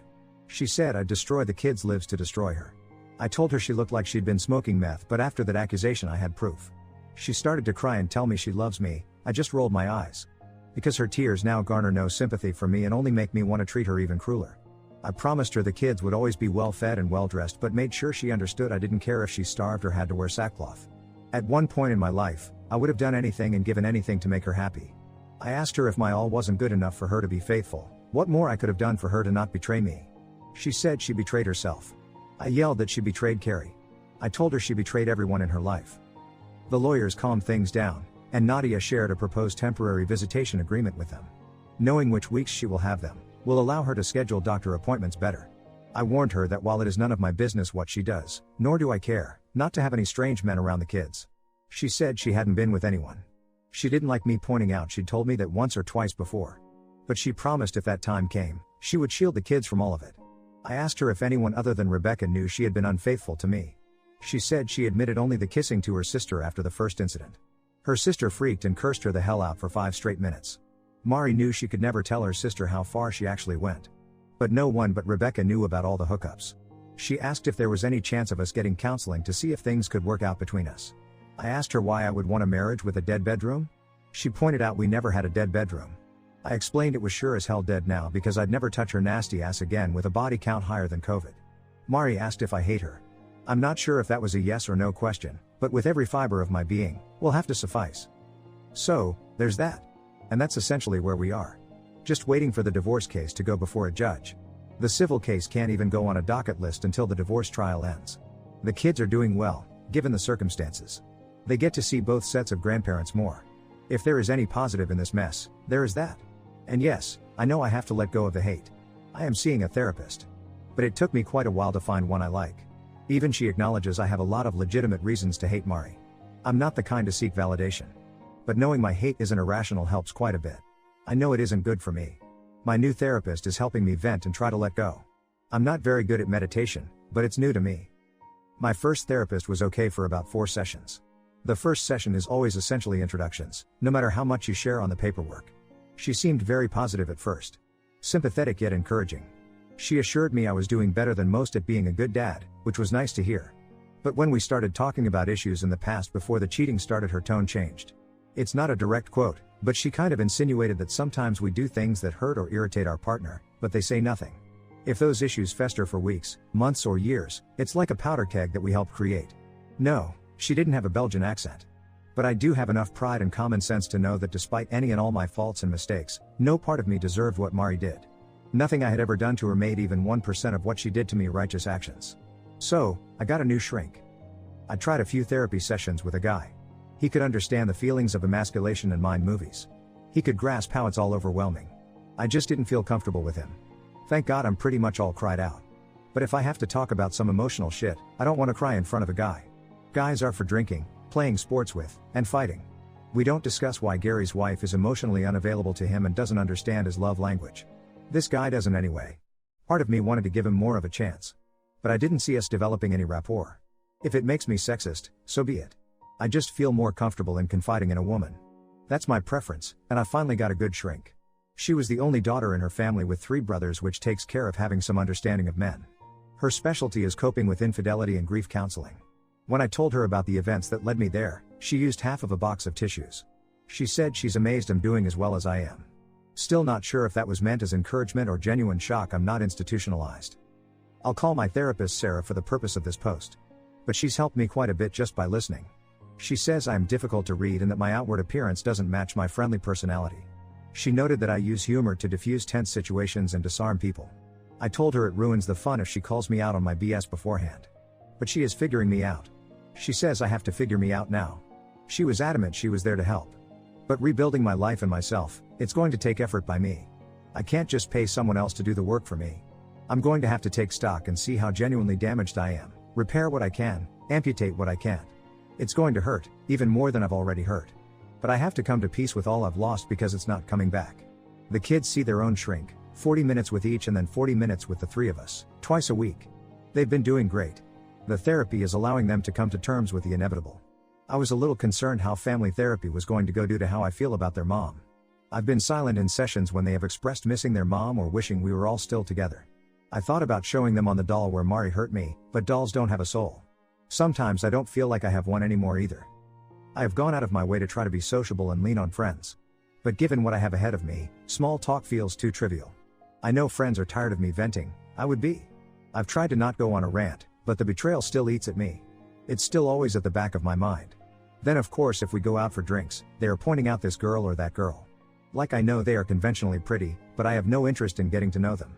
And unlike my wife, the hygiene issues alone would prevent me from doing any hookup activity even if given the chance. Rest assured, none of these young ladies has left any of the establishments suicidal because they couldn't bed me. The lack of interest was totally mutual, nobody loses. But this hasn't just affected the way I look at women, it's changed the way I've looked at people. I feel like I'm second guessing everyone's identity and sincerity. Before all of this, Mari was someone I truly admired. It makes me question the other people in my life, both male and female, that I've admired over the years. She hasn't made me a misogynist, she turned me into a misanthropist. Despite any shame or guilt she feels for what she's done, I know carnal activity again with the next guy will be easy for her. She'll start eating better, gain some weight, and guys will be hitting her up in no time. My point is she'll move on sexually with ease. I can't do that. I won't do that. I already feel filthy inside and out knowing all the sperm, ball sweat, spit, and stink from other men she subjected me to. I feel she's defiled me, because I've been with her, I feel tainted. She didn't just kill any desire for her, she's killed any desire I have for sex at all. As odd as it sounds, Mari was it for me. She was beautiful, I didn't have a need to look at other women. And I thought what we had was special.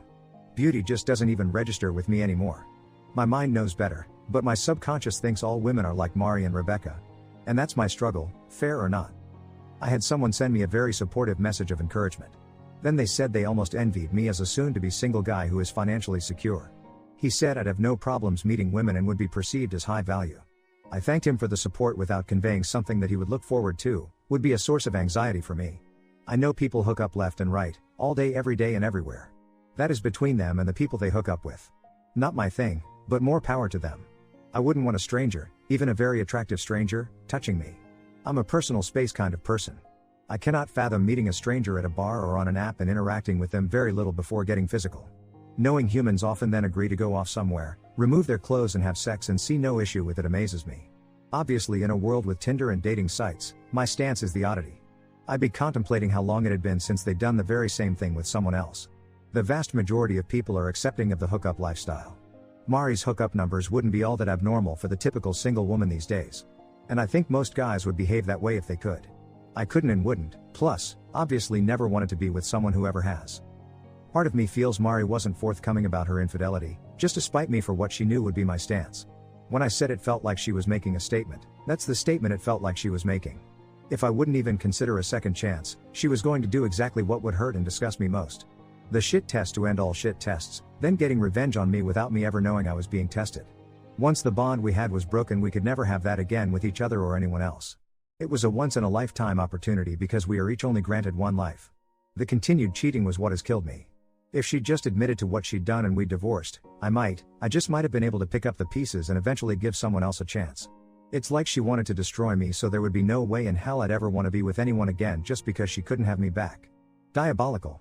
And I don't care how many showers were taken and condoms were used, some foreign DNA made its way back to me. Disgusting. I hope her genitals rot out. When Mari and I had only had sex with each other, every action was a pure and beautiful act.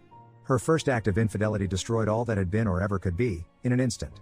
Anyone outside a relationship physically engaging with either partner defiles and poisons the relationship forever in a nanosecond. It's like the relationship is a tall glass of cold milk. The second her lips touched the lips of another man, that was like placing one drop of India ink into the milk. It's just one drop, it's still mostly milk. Pay no attention to the rapid discoloration, it probably tastes the same, just go with it, right? But instead of telling me about the one drop of ink, she let me drink the milk. Not only did she keep letting me drink the inky milk, she kept adding ink. Some people are like a glass of milk with one drop of ink. Mari is now a glass of ink with one drop of milk. She's a defiled slut of no value as anything but a prostitute or a fluffer. The night she was conceived, I wish someone had run up and kicked her dad's testicles so hard they hit his spleen just so he couldn't reproduce again. The world would be a better place. The things most people get a rush from pertaining to new relationships cause me massive anxiety. I remember getting butterflies with Mari. The feeling made me nauseous. I even had to get used to someone as pretty as Mari whom I liked invading my personal space. It's not a self-esteem thing. She and I were both outgoing around each other but introverted by nature. Figuring out how to really kiss, feeling that closeness for the first time, I had to ease into it. Everyone thinks all teens are hormonal horn dogs, but she and I actually weren't. We very slowly progressed things physically as we learned and grew more comfortable. I was taught that was the way it was supposed to be. That's what I wanted. That's what she swore to me she wanted as well. The thought of trying to be intimate with someone new makes me cringe. But of course, now the thought of Mari is like the antidote to Viagra. It's all too much. I find myself ashamed more every day to be part of the human species. My life wasn't supposed to go this way. We had so many beautiful moments awaiting us as a family, but memories are destroyed, and those moments will never be. At the end of the day, I loved Carrie, but I had to let her go because our relationship was forced upon us from day one, against our will. By adopting her, I'm telling her, if given the chance, because I have given myself the chance, I'll choose her as my daughter all over again. When the judge asks her if she wants me to adopt her, it will be her with all that love for me returning. Full circle. Things set right, or as right as they can be. I can never be her father. That title belongs to some guy walking around not knowing he has a 6-year-old daughter. But I'm the only dad she will ever know. Protector and provider, long after any legal obligation would have lasted. I've done what I had to do to keep my sanity even when others questioned my actions or accused me of being cruel. I've done what I thought was needed to allow Mari's 2 biggest victims to stake their claim to what was never truly theirs. I've made mistakes how I've handled things. I won't know they were mistakes until much further down the road. But I've done my best. I will try to do another update when I can once more issues are finalized. I apologize for the lapse between updates and the length. I will try to do better on both as I and the kids press forward together. Peace and thanks to all. Update 4. In an attempt to fulfill my promise to update more often with shorter posts, this will hopefully accomplish both. My apologies if any of my previous posts caused eye strain or an aneurysm. I assure you all that was never my intent. Someone asked in the comments of my previous post about Rebecca and if I've had any interaction with her. Just so no one has to go back and read that response, I will explain where things stand here as well. I have not seen or communicated with Becca at all since that fateful morning. I do not know how prominent she now is in Mari's life. I don't know if they have had any contact, but would imagine they have. The kids have not mentioned Rebecca at all. What they tell me is the extent of what I know, which isn't a lot. However, a few weeks after all hell broke loose, I confided in an old friend exactly what was going on. I chose the friend I did because his wife is a notorious gossip. She too is a good friend of mine. So, I didn't feel any guilt for using one of her negative traits for my benefit. To those that don't know, Becca owns her own salon that employs 9 people besides her, when fully staffed. Since word slowly spread through the friend group, 2 stylists have left Becca's salon. I cannot know if they left for greener pastures or as a protest for her role in my marriage failing. But I can hope. When things are finalized, I will be airing her dirty laundry freely and often. If that causes some people to not want to work for her or visit her salon, that's great. But I will have to wait to verify if my actions bring her any misery. One thing of note is that I ran into Mari's sister in the grocery store. She hugged me and apologized for her sister's stupidity and immorality. I have no doubt many here would have told me to have no contact with her since she is of the enemy camp. But I have always liked Mandy and her husband Doug. So, I invited them over with their children to enjoy the pool. We cooked out and Doug looked after the kids and the grill while Mandy and I talked. We made every attempt to not let any of the kids overhear our conversation. Thankfully, they were all distracted by the pool and plenty of good food to let us talk at length. To make a long story short, Mari's family knew she cheated on me with more than one man. But Mari blew smoke up their collective asses when it came to any admissions about body counts. Mandy and her parents were told Mari had a couple of short-term affairs after Michael was born until she got caught. When she used the term a couple, I asked how many Mandy considered a couple. She replied 2 or 3. I went and got the folder containing just text exchanges between Mari and guys she'd sexed for Mandy to view. As she perused through the pages, I explained we were able to verify 47 different guys Mari had engaged in sexual activity since Michael was born. I made sure to explain that those 47 were just the tip of the iceberg since we knew she had often arranged ONSs via various phone apps. Mandy didn't know what to say when she heard Mari's verified body count. She wanted to immediately call her parents to inform them and to curse her sister out. Mari's lack of being forthcoming about the number of men she cheated with was enough bad news to wrap her head around. Then I put 2 and 2 together and realized nobody in Mari's family had yet been told I am not Carrie's father. I'm not sure who was more pissed off about that fact, Mandy, or me. But Doug had to stop grilling to attend to his wife due to the tears she couldn't hold back. She walked around to my side of the picnic table and gave me a hug as she told me repeatedly, she was so sorry. Doug was stunned. He gave me a pat on the back after making sure Mandy was okay and told me we'd go out for drinks later that week. My soon-to-be ex-wife may be a piece of dog shit. But her family and the people that married into that family seem to be as good as gold. But I will continue being cautious about how much trust I allow. I filled her in on what actually happened that morning and how I came to find out paternity results. She was stunned to say the least. When she told me she wished I'd punched Becca squarely in the nose, I had to ask Mandy's opinion of Becca. Mandy said she never liked Rebecca even as kids. Mandy is 4 years older than Mari, Becca and me. She was a senior when we were freshmen in high school. Mandy said that more than once she caught Becca stealing makeup from her room but was unapologetic. She said she despised Rebecca because she'd always been manipulative and loved causing drama for others. She even told me she'd tried to be a big sister role model for Becca, especially after Rebecca's dad divorced her mom. But Mandy said she'd always been an ungrateful little bitch who wouldn't listen to anyone. I asked if she knew Mari actually wanted Becca as her maid of honor initially. She never said yes or no, but the profane stream of consciousness let me know she was unaware. I filled her in on things Mari had told me via letter and in the company of attorneys. She was as shocked over Mari's reasoning as much as anyone. She stated their parents hadn't raised them to be like that. She said her sister had declared she never wanted to be with anyone but me long before high school. I'm not sure if that means Mari was deceiving herself from a young age or feelings changed. I just know humans cannot truly love someone and offer their body freely to others. Either the love was never real, or it had died long before I knew it. Mari has made the claim that her heart now and has always belonged to me. I now know that was total bullshit, and I wonder if she was even capable of love. Not that it matters now, of course. If her heart truly belonged to me, I'd be selling it for transplant to the highest bidder, even though I know it's defective. After lunch the kids kept playing, so I got to talk with Doug and Mandy at length. She filled him in while I went and got ice cream for the kids and served them. When I got back, I could see tears in Doug's eyes, and he gave me a long brotherly hug before I sat back down. He asked about the guy I caught Mari with and how much damage I did. All I could tell him was when I left the guy was unconscious and his lower eyelid on the left side looked like it belonged to a hound dog due to sagging. No police ever contacted me. So, I knew his friend never took him to the cops. But I knew enough to know his orbital bone fracture would require surgery and I never got the bill. Doug said I should have killed the guy.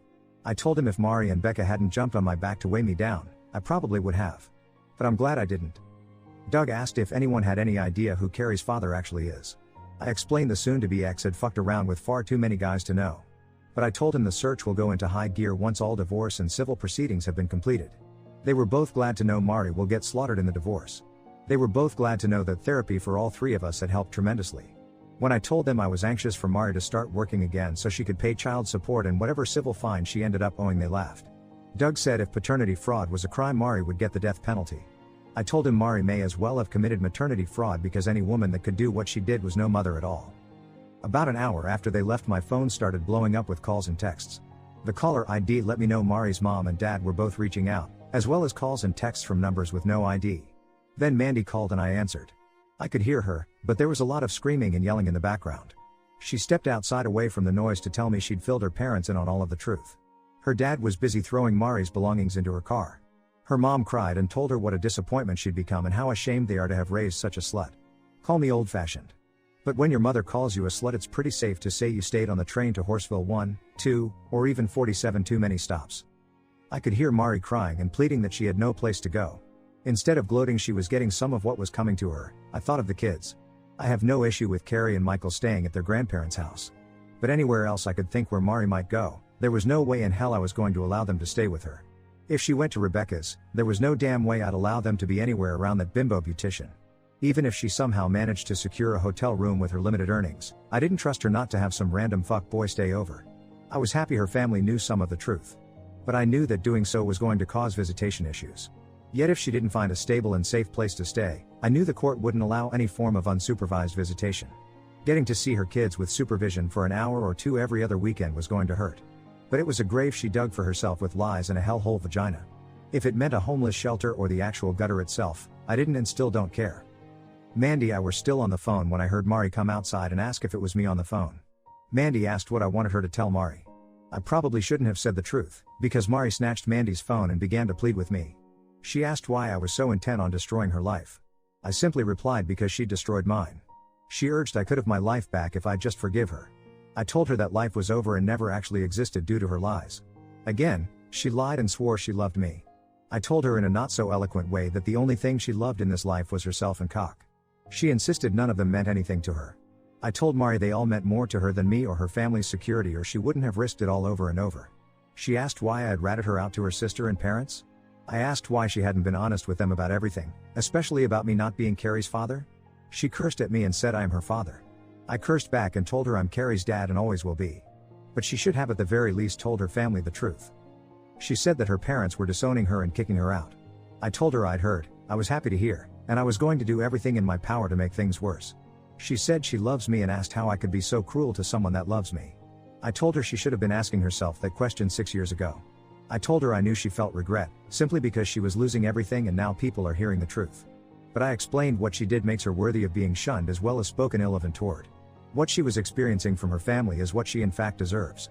Hawthorne gave Scarlet Letters a bad name, she'd be a worthy candidate. 3 days later, Nadia called and said Mari's attorney called to try and set up another time to meet together. We set that meeting up for last Friday at Nadia's office. Needless to say, I didn't want to see or talk to her. But I knew being essentially homeless would have implications on judicial custody decisions. As soon as we sat down together, her lawyer informed me that Mari had been living in her car since her parents kicked her out. I asked why she didn't stay at Rebecca's since the bitch helped get her into her situation. Mari didn't respond. Mari asked instead if there was any way I'd let her come home or if we could do marriage counseling. I told her she needed to ask her parents if she could come home. The house I and her children lived in was off limits to hussies, hoes, and harlots. She and Becca were to stay far away. As far as MC went, she was free to try it with whomever was stupid enough to marry her next. But I was certain she could never be faithful to anyone after living like a total whore for so long. Her lawyer objected to my language and the harshness of my words. I told him he was a money-grubbing whore just for representing such a tramp and asked if she was paying her legal bills via OnlyFans or just blowing him. Nadia put her hand on my shoulder to calm things down and asked if we could all be more civil. I asked to take a break because I'd already loaded my next verbal salvo, and I needed to let off some steam. We took a 20-minute break, and I went out to my car just to get away from everyone. I thought about writing "Home Sweet Home" with my key on the hood of Mari's car. But I knew I was on camera, and I was already dealing with enough lawyers. I could see fast food garbage on the passenger side and piles of clothes in the back seat. Living the nightmare. That's what she'd done to her life and mine. I'm trying with the help of a professional to let go of the hate. But I saw no reason to treat her with one molecule of respect or decency. Everything about her was indecent, and sluts don't even respect themselves. At any rate, Nadia urged me to try and keep my answers to the yes or no variety if possible. I agreed to try, but explained there was only so much of my ex's bullshit lies and excuses I could listen to. She assured me she'd try to get us through the meeting as quickly as possible. When we sat back down, I just glared at Mari and her lawyer to let them know without saying a word they could both go fuck themselves. Nadia started the meeting back up by asking Mari if she'd sought out or received any therapy for herself. She claimed she didn't have the time while dealing with physical therapy, nor did she have the money as her insurance wouldn't cover therapy. Nadia asked if we paid for it if Mari would attend a few therapy sessions by herself. My head turned toward Nadia so fast when she asked that I thought I'd get whiplash. But she kicked me under the table to let me know she had everything under control. Her lawyer immediately said Mari would only see a therapist of her choosing regardless of who paid for it. Nadia indicated that was fine, but that some therapy might help her process her emotions to be a better mother in the future. I still thought Nadia had lost her mind proposing such a thing, but let her keep talking. Her counsel insisted they would talk about it and give us an answer in the future. My lawyer stated that in spite of being opposing counsel, as a woman she wanted to ensure that any women involved in cases she was involved, got the help they need. I won't lie. The way she said it was so convincing I seriously thought my own legal representative had turned on me. Mari asked if we could do counseling as a family unit. That time I kicked Nadia under the table to tell her there was no way in hell I'd agree to that. Nadia kicked me back before telling them if Mari went to several sessions and the therapist thought it would be beneficial, we might. I knew Nadia had a reason to be proposing what she did. Just wish she'd filled me in ahead of time. I knew I'd learn what the goal of her tactics were later, but I was perplexed until the meeting was over. I asked Mari if what she is now going through was worth all the cheap, meaningless sex with strangers. I seriously wanted to know if being able to whore around for years was worth losing it all. I pointed out she had to enjoy what she was doing, or she wouldn't have kept doing it. I really wanted to know if those experiences were worth losing a loving husband and custody of her children. She began to weep what looked like sincere tears before telling me no. I asked if she felt any actual shame. I knew she felt tons of regret, if for nothing else getting caught. But I wanted to know if she felt ashamed for people to eventually know every deviant detail of her tawdry escapades. She claimed she very much did, especially now that her family knew. I asked if she really thought she could hide the truth from her family forever. She said she hoped to keep it all getting out at least until she started back to work and got a place of her own. But she knew it would come out eventually. She apologized for hurting me, and claimed she never ever wanted to do that. I told her she didn't hurt me, she fucking destroyed me. I told her every single day, all day long I feel pain. It's in my soul, but I can feel it in my joints, my muscles. But Advil brings no relief. My heart is so broken that when she poisoned my soul it seeped into my appendages. On a good day I feel numb. On a bad day, the tension fills my body. Depression causes physical aching sometimes, and some days I wake up feeling sore for no reason. She cried hearing me express the pain her actions were making me endure. I told her to tell me what I ever did to justify her betraying me so thoroughly and cruelly. She just cried harder. I asked her what she thought she deserved from me in life after the things she'd done. Not what she wanted, what she thought should happen to someone who literally fucked her life away. She began to bawl. I was sick of the tears and lack of answers. I was done. The meeting ended with Mari's lawyer trying to get her out of the office as she repeatedly asked me to forgive her. I kept telling her to go home and drive her home somewhere else, because we were done talking. When they finally got off of the premises, I made Nadia explain why she'd proposed I pay for Mari to see a shrink. She explained doing so would be seen as a favorable act by the court. But Mari was clearly unstable and not coping with life very well. If a professional recommended or insisted she need to be hospitalized for her own good, well, c'est la vie. In a distraught state, it is very easy to get yourself institutionalized, at least overnight. Allowing her to see a professional might get her some help, but it also might help us when they see how frazzled she's become. She deceived me for more than 6 years about my entire life. I feel no guilt in not revealing my true intentions of why I actually want her to see a shrink. If she thinks family therapy is a possibility to get her to go, so be it. Mari is good at digging her own grave. I hope that continues. Yes, I realize this was by no means a short update. But it was as condensed as I could make it. The kids are both doing well. Michael is playing baseball as a pitcher since he's the tallest on his team. He does well from the mound and played even with the larger strike zone. I'm taking him along with Doug and his 2 sons to see the Sox play the Tigers next week. Miss Carrie is as beautiful and sweet as ever. She loves the pool and it's been great having friends over with their kids to enjoy it. I want to raise 2 kids that are too busy with life to have their nose pressed against a phone. That may warp them to the point they feel out of place in society.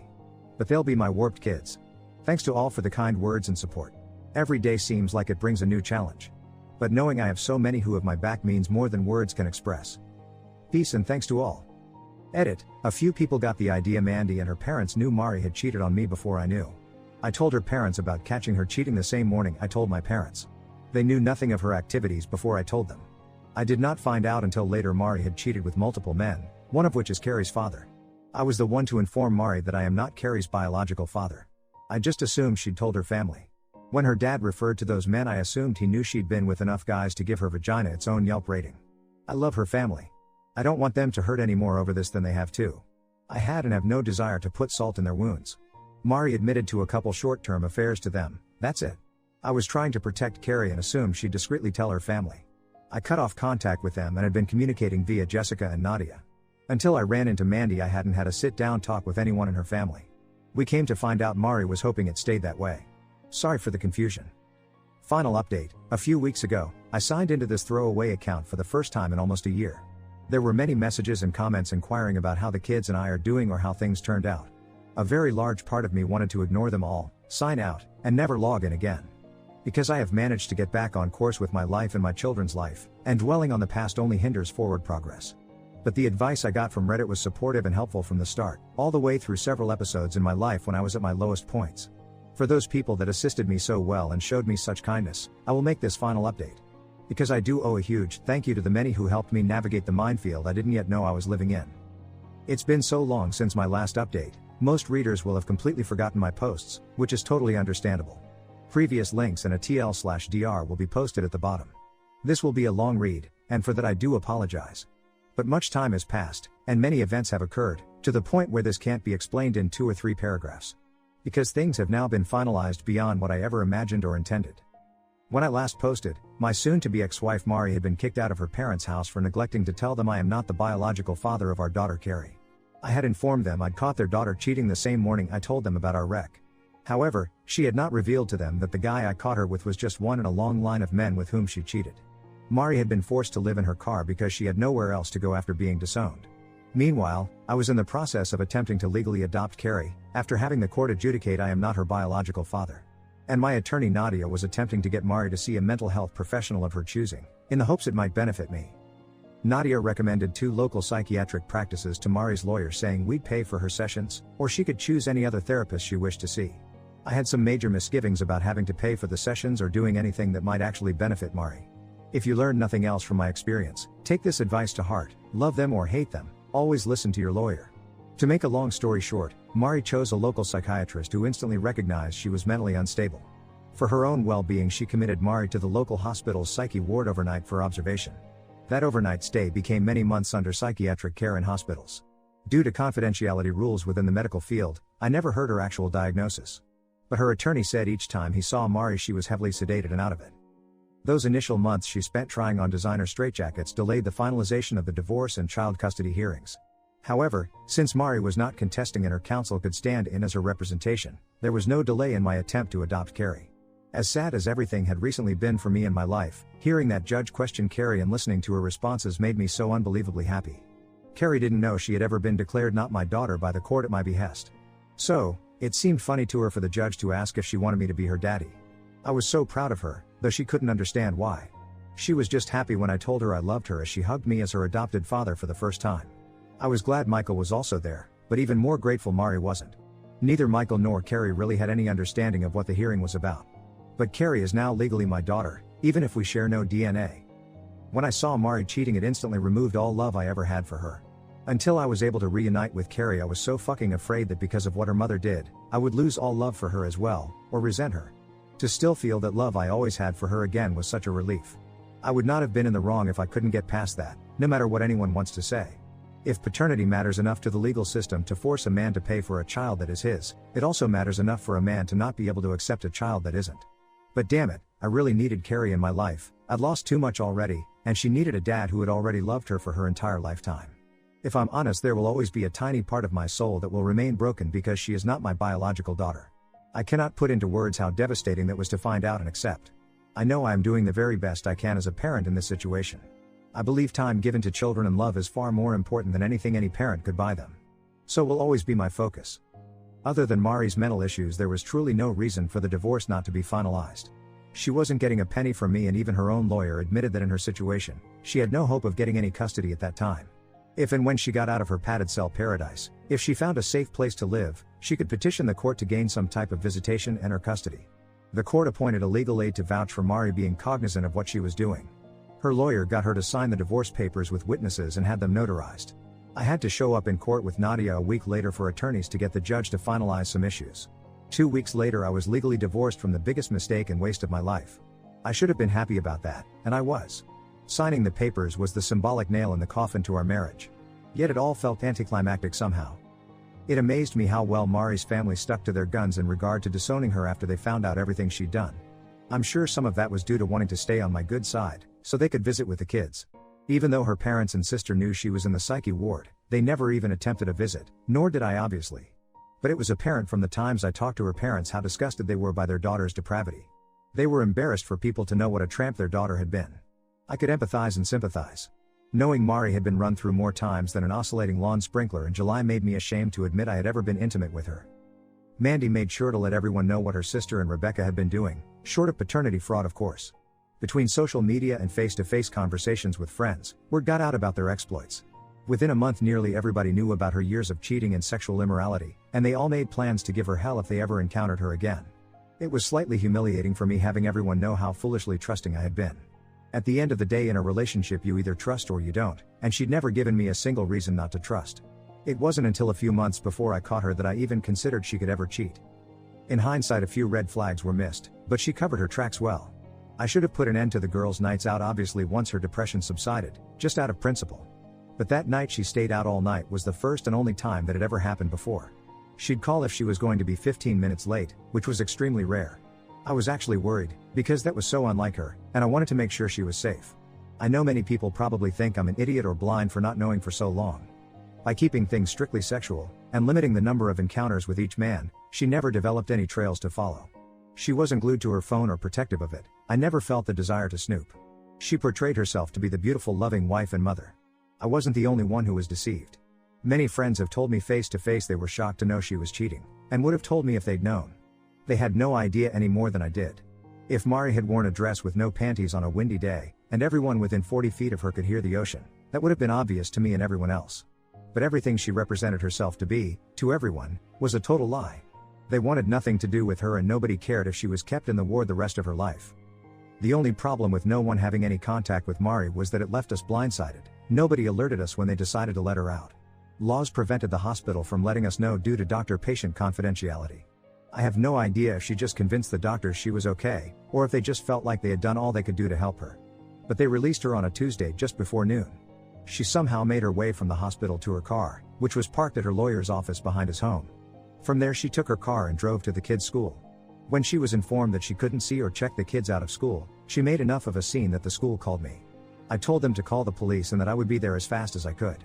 On the way to my car, I called Mandy to let her know her baby sister was no longer using her Airbnb accommodations on Insanity Island. I told her I had no idea if she'd been released or escaped, but I'd find out when I got to the school. She said she'd call her parents, my parents, and Doug to let them know what was going on, and to keep them posted. By the time I got there, 2 cop cars and an ambulance were parked out front with lights flashing. I pulled into a parking spot, got out and headed toward the closest officer. After identifying myself as the ex-husband, he directed me through a side door which ended up being the school cafeteria. I was relieved to learn no one had alerted Michael or Carrie to the drama in the front office, and school had not recessed.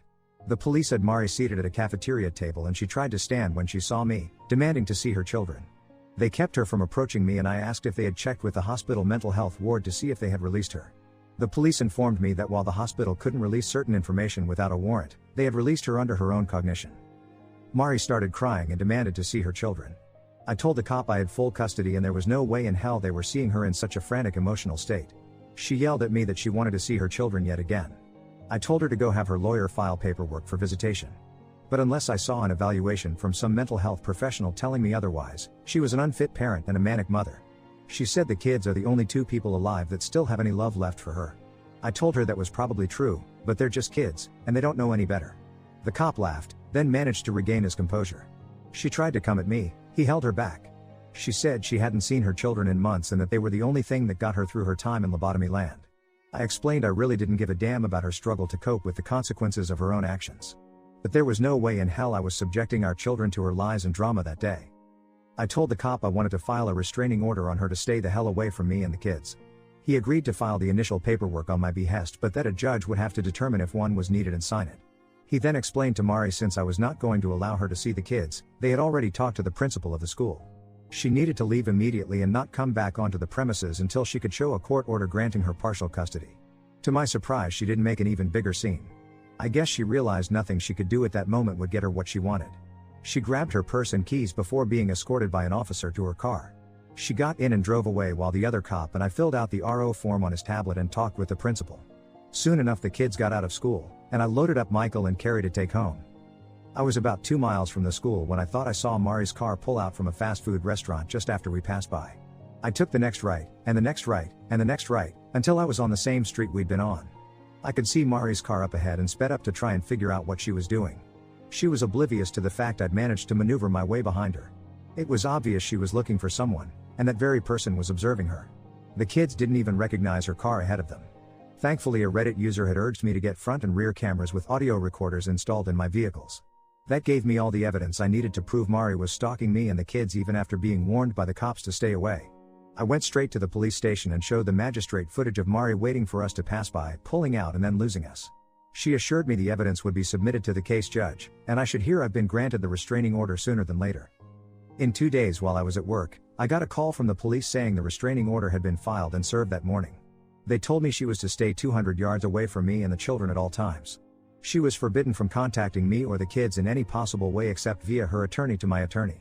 I was directed to immediately call the police if she did anything to break the RO. I felt some relief that at least I had the law on my side. But I fully expected her to ignore the restraining order by trying to contact me or the kids. To my surprise, nobody heard anything from Mari.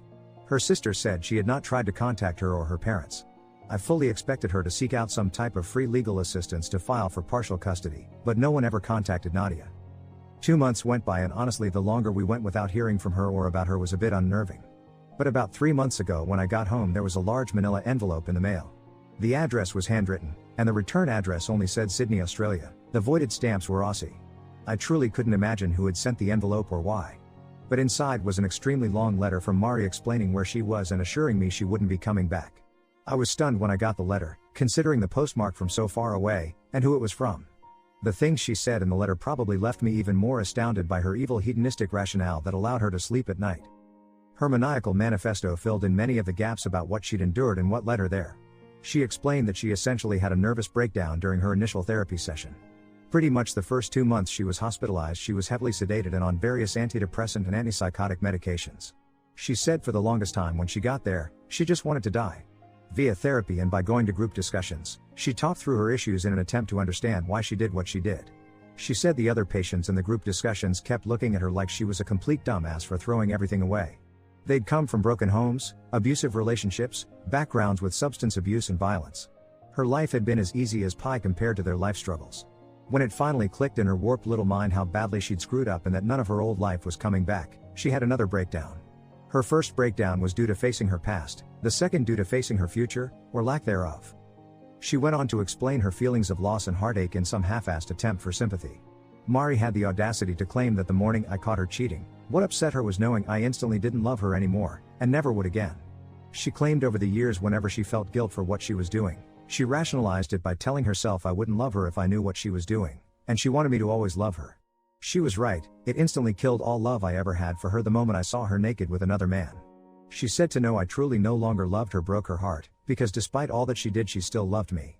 She swore just because she'd had sex with all those men didn't mean she ever loved me any less. I'd hate to know how she would have treated me if she'd hated my guts. She had the audacity to call me her best friend and soulmate. She had no desire to have any romantic connection with anyone but me. She said having men openly tell her they wanted to do nothing more than fuck her brains out and giving herself over to her primal instincts without a care in the world about consequences was such a rush. She confessed that after cheating a few times, Becca convinced her humans were never meant to be monogamous. She said she would have been more than willing to allow me to have sex with other women, but she knew I'd never want that. She said being able to hook up with some guy she met at the store and be home to make dinner, made being just a mom and wife feel less hopeless and mundane. She tried to quantify that I somehow benefited from her having other sexual partners, because it taught her to be a better lover when she was with me. I would have far preferred a completely dead bedroom than being married to a wannabe sorority slut with a tramp stamp of the word next and an arrow pointing down. And what kind of guy would stick his dick inside any woman that gave it up that easily? Those guys are just worthless whores too. Next time go break one off instead of helping to break up a family. Call me old-fashioned.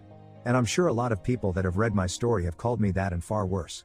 But if you feel you need to explore your sexuality and be wild, that is your decision, you are completely entitled to do it. It seems today very few don't live their lives that way. But the time to explore and hook up is long before you have children. The time to do that is way before you marry.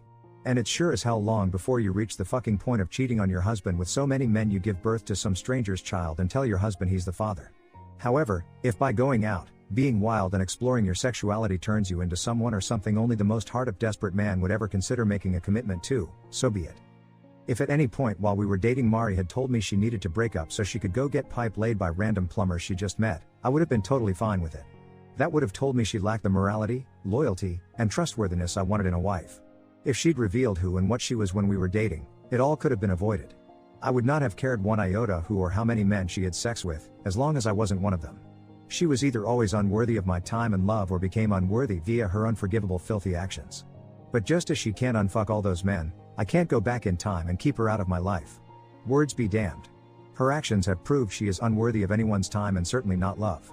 She will end up a last call lay at some dive bar down under, allowing anyone drunk enough to still find her attractive to get their rocks off for 15 minutes of companionship. She wrote how much it broke her heart to get the petition notice that I was having my name removed from Carrie's birth certificate. Mari said she understood I couldn't even stand to look at her anymore after what she'd done, and our daughter was just a reminder of that. She claimed what hurt her even more was when she got my petition to adopt Carrie as my daughter. Because it showed her even though I could never give her a second chance, I had enough love in my heart to give a second chance to the very product of her infidelity. She said she struggled with feelings of being jealous of her Carrie. Knowing her kids would grow up receiving all the amenities she took for granted killed her. Frankly, her words spoke volumes about how truly self-centered truly is. She couldn't think of me and put me first, she couldn't even do that with her own children. Yet she hated knowing huge moments of her kids' lives would happen without her around to see them. She imagined pictures shared on social media reminding her of what she was missing and feeling like she'd been stabbed through the heart.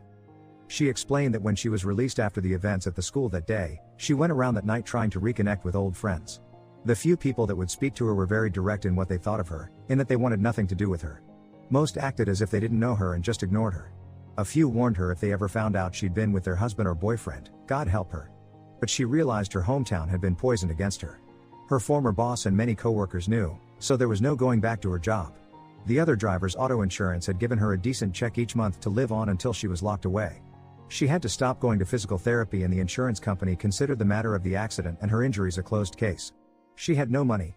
Getting a job close enough to potentially see the kids wasn't happening quickly and she had to survive on her own. She pawned a few items to get by while she looked for jobs online, and that's when she said she met some guy from Australia online. It seems they chatted back and forth over the course of a few days, and he invited her for a visit. She'd already been seriously thinking of cashing in her 401k but was scared about paying the huge tax penalty at the end of the year. The invite to Australia was all it took for her to cash in the only chips she had. She said he's a really nice guy and has a son that needs a mom. Poor kid is getting Joan Crawford for a mom. And he's getting Amber Heard for his wife. It's safe to say he has no idea what she's done and what she's capable of. She's his problem now. She'll become an Australian citizen, won't have to pay the IRS, and she will never be my problem again. It was the last contact she made and will hopefully be the final contact she ever makes with me again, fingers crossed.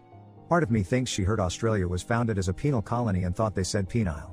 But if it keeps that crazy hooker down under and out of my hair, she can do whatever she wants. I hate to be so flippant. Because I do sympathize with the citizens of Australia, as yet another venomous species becomes endemic to their ecosystem. But these are the ignominies you have to face as a people, for mocking planetary gravity generation after generation. Yes, I'm giddy that she's gone, and I have every right to be. But Australia, sincerely, thoughts and prayers. You all may want to get some of those guns back. Between providing antipsychotic medication and treating STDs, she may bankrupt your entire socialized medical system. Obviously, I hope she stays away. But a potential arrest upon return for tax evasion with the punishment being time served in federal prison will hopefully seal the deal. My therapist has helped me quite a bit, especially dealing with anger, though I'm sure no one reading this could tell. My therapist and I came to an epiphany during one heated session. For the longest time I was far angrier at myself than I was angry at Mari. People talk about forgiveness and how it sets a person free. I had so much anger built up inside I just assumed 100% of it was directed toward Mari. Nope. It turns out despite her flaws and missteps I held myself to a higher ethical standard. I was beating myself up with self-loathing because I couldn't believe I'd chosen so poorly. Yes, Mari was the deceitful lying whore, but at the end of the day I chose that whore and fucked my own life up. I can say without a doubt I would be much better off having never loved Mari, and that Lord Alfred Tennyson was a fucking idiot. Lots of people asked about Rebecca. I found out that after Mari was kicked out of her parents' house, she did in fact go to Rebecca's. Apparently, my ex thought Becca owed her a place to stay at the very least after contributing to our marriage failing. Rebecca seemed to feel like all she had done was to enable Mari to do what she actually wanted to do and didn't owe her a damn thing. It's an interesting debate topic, one which apparently got heated. I have no idea who won, but that friendship ended with a lot of hair pulling, profanity, and punching. Either way, word got out Rebecca had been involved in destroying my marriage and things got rough for her. I don't use any social media. No, I don't consider Reddit social media. But I'm told she was unfollowed, unfriended, and harassed online. In real life, 2 stylists quit her salon due to what she'd done. The ones that remained all had customers asking how they could still work there or if they'd change salons too. It took a month or 2 until she couldn't pay the lease and had to close up shop. The last anyone heard, Rebecca was working at her brother's restaurant in Connecticut as a hostess. When she left town, I wanted to have her condo bulldozed like Forrest Gump did to Jenny's childhood home due to all the heinous sex acts that occurred there. But the neighbors in the other 2 units weren't too keen on that idea. Quite a few people insinuated in comments that there was chemistry or something going on with my lawyer Nadia and me. I thought they'd been doing meth. Turns out, I am as oblivious as always when a woman is interested. After the divorce had been finalized, since she wasn't representing me in the civil suit that never happened, I went for drinks with her and several others in the practice to celebrate. As others left one by one, she said she had to talk to me about one more matter before I left. I assumed she was going to ask for a good review on the practice's website or something. She surprised me by telling me after working on my case she truly appreciated how loyal and dedicated I had been to my wife, and still am to my kids. She admitted over the course of the divorce she'd grown attracted to me but couldn't say anything as she had been my lawyer. She confessed I was very hard to read, and she couldn't tell if I had any attraction toward her at all. But she knew a good man when she saw one and she was going to shoot her shot. It was flattering to hear, especially after you've learned you weren't enough for your wife not to cheat with enough men to field 5 football teams. And Nadia even told me long before I gave her a well-deserved huge bonus check. So as distrusting as I am, I think she was being sincere in what she said. She just told me if I ever wanted to go out and have a drink or talk to give her a call. Nadia is a beautiful woman. I don't think any guys could refute that except for the visually impaired ones. She's brilliant, genuinely talented, she has her shit together. It's pretty obvious she goes to a gym quite frequently. Lawyers like to look good in the courtroom. And she dresses classy sexy, which the gentleman in me appreciates. At one hearing when she came into court in a pinstripe suit, I'm fairly certain the judge would have granted me custody of his kids after he saw her. Even as jaded as I might have to admit, she would be a fantastic catch for any guy she chose to date. But for me, that, or any other juice, is just not worth the squeeze. I already know I would subconsciously judge her for her past, which she certainly does not deserve and could do nothing about. And unfortunately, any women I felt an inkling of interest in would be subject to that same unfair judgment. I had plenty of dudes message and urge me to go on a dating app and hook up with some random, just to get past the fact Mari is still the only woman I've been with. Sorry to the guys that will be disappointed to hear, but I could never do that. A friend showed me the local Tinder prospects. I will not be downloading the app. If I had any desire to get banging my second bedpost notch out of the way, as one message suggested, I would have gone the Nadia route. It pisses me off knowing Mari took something I used to really enjoy and removed that activity from my life forever. Now just thinking back to our past moments of intimacy make my skin crawl knowing she was doing those very same things and far more debased with many other men. In the eyes of most people in Western society today, the fact I've only been with one woman would either make me a prude or hard up. Yet I feel as filthy as a Victorian-era London streetwalker just to the knowledge I've had sex with Mari. She took everything that made sex special to me and made it impossible for me to experience again. Our exclusivity, our vows, and union were pissed away so she could experience sucking a random cock that didn't belong to her husband. And then she lied. Oh my God, did she lie? Because she lied, for the longest time I'd think back to any positive thing she ever said about me and believe it to be a lie too, just because she said it. She made me doubt my sanity, my parenting, my strength, and my worth. I don't want to ever go back to that. I won't go back to that. I have no one and yet I'm still living. That proves there isn't a woman out there I can't live without. I'm already doing it. I have no hate for women at all and want the best for them because Carrie too will be a woman someday. But there is absolutely nothing any woman on this planet has that would enrich my life in the least, only complicate it. If there aren't some women who feel that way about men, there should be. Human beings, both male and female, are a scourge upon each other. Not worth the time and energy, and not to be trusted. Many people asked questions pertaining to finding Carrie's biological father. I have done quite a bit of research into DNA ancestry sites. My biggest issue is that if there is an existing match, the companies also alert the other person. If Carrie took a test which revealed a cousin, an uncle or even her dad, I'm her protector, I don't want anyone to come looking. She's a healthy child with no apparent genetic defects, so I'm going to wait quite a while to do any testing. My mindset as of this day is to wait at the very least until her mid to late teens. But I could envision waiting until her 20s to let her make the decision. Honestly, I've also considered never telling her I'm not her father. Truly, if there is any advice I could still use from Reddit, it would be questioning at the end of the day what would truly be best for Carrie? Do you think never telling her now after all that has happened would be a good or bad thing? Should I wait until she is a teen or an adult at 18 to tell her and begin the search? I'm not worried about me, I already know the truth. I'm trying to prepare for any future scenarios both good and bad. How likely is it she will have some medical condition she will need to know her paternal medical history? Please know, any DNA genealogy testing will likely happen several years down the road at the earliest.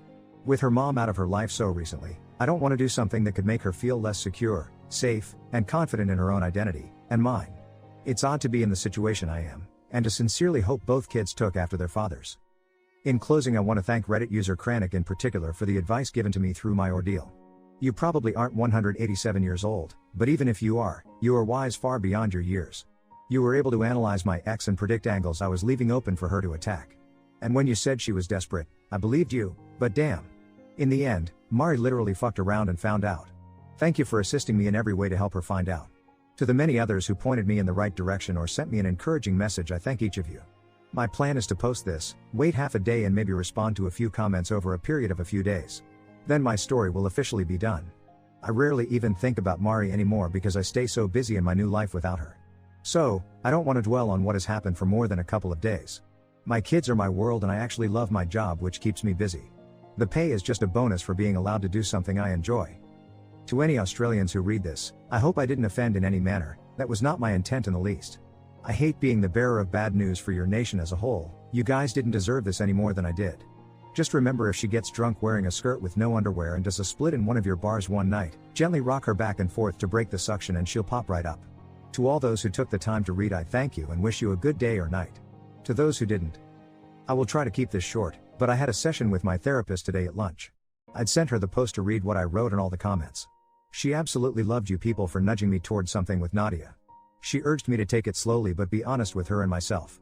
So when I got out of my session, I called Nadia and asked if I could drop by to get her expert opinion about a few things. After dropping the kids off at their grandparents', I stopped by the firm to talk to her. Again, I have no game because I never had to develop one. I don't know how to flirt. I'm just me. All I have is kindness, humor, and sincerity. When she realized I had no legal issues I needed to talk about, she got a wry grin on her face. I told her I'd been doing a lot of thinking and talking with friends since she and I talked. I told her I am 100% scared as hell to open up and give her a chance. But I'm also 100% sure I need to man up since she was woman enough to shoot her shot. I also said, I couldn't envision how things would work out because of our differences. When she inquired which differences, I mentioned the kids and that she has none. She said she has enjoyed meeting my kids and asked if I had issues with her not being a mom yet, which I didn't. I said I had a little concern her being so petite and me so tall that I might accidentally hurt her being clumsy or something. She promised me she was pretty tough and said big things come in small packages. I was nervous and replied that I wasn't wanting to have sex just yet, but appreciated the offer. She blushed and laughed really hard. At least she gets my warped humor. Long story short, we both have Friday and Monday off due to the holiday weekend. So Thursday night I will drive us for dinner at a nice restaurant, then we'll go to a fantastic martini bar I know of. It's a first step, and while I am nervous, I do feel very comfortable talking to her and being around her. We're going to take things slowly. But I can't do this with an audience, so this will be my last post, reply or comment. If things work out, that's great, if not, I can live with that too. I just don't want to feel I'm letting anyone down if things don't work out in any way. So I hope you all understand. I really do. Thank you all for helping me get through the hell my life became and being in my corner. My therapist, thanks you too. May you all know love, success, and most of all peace for helping a stranger online pick up the pieces of his broken life. Bless you all.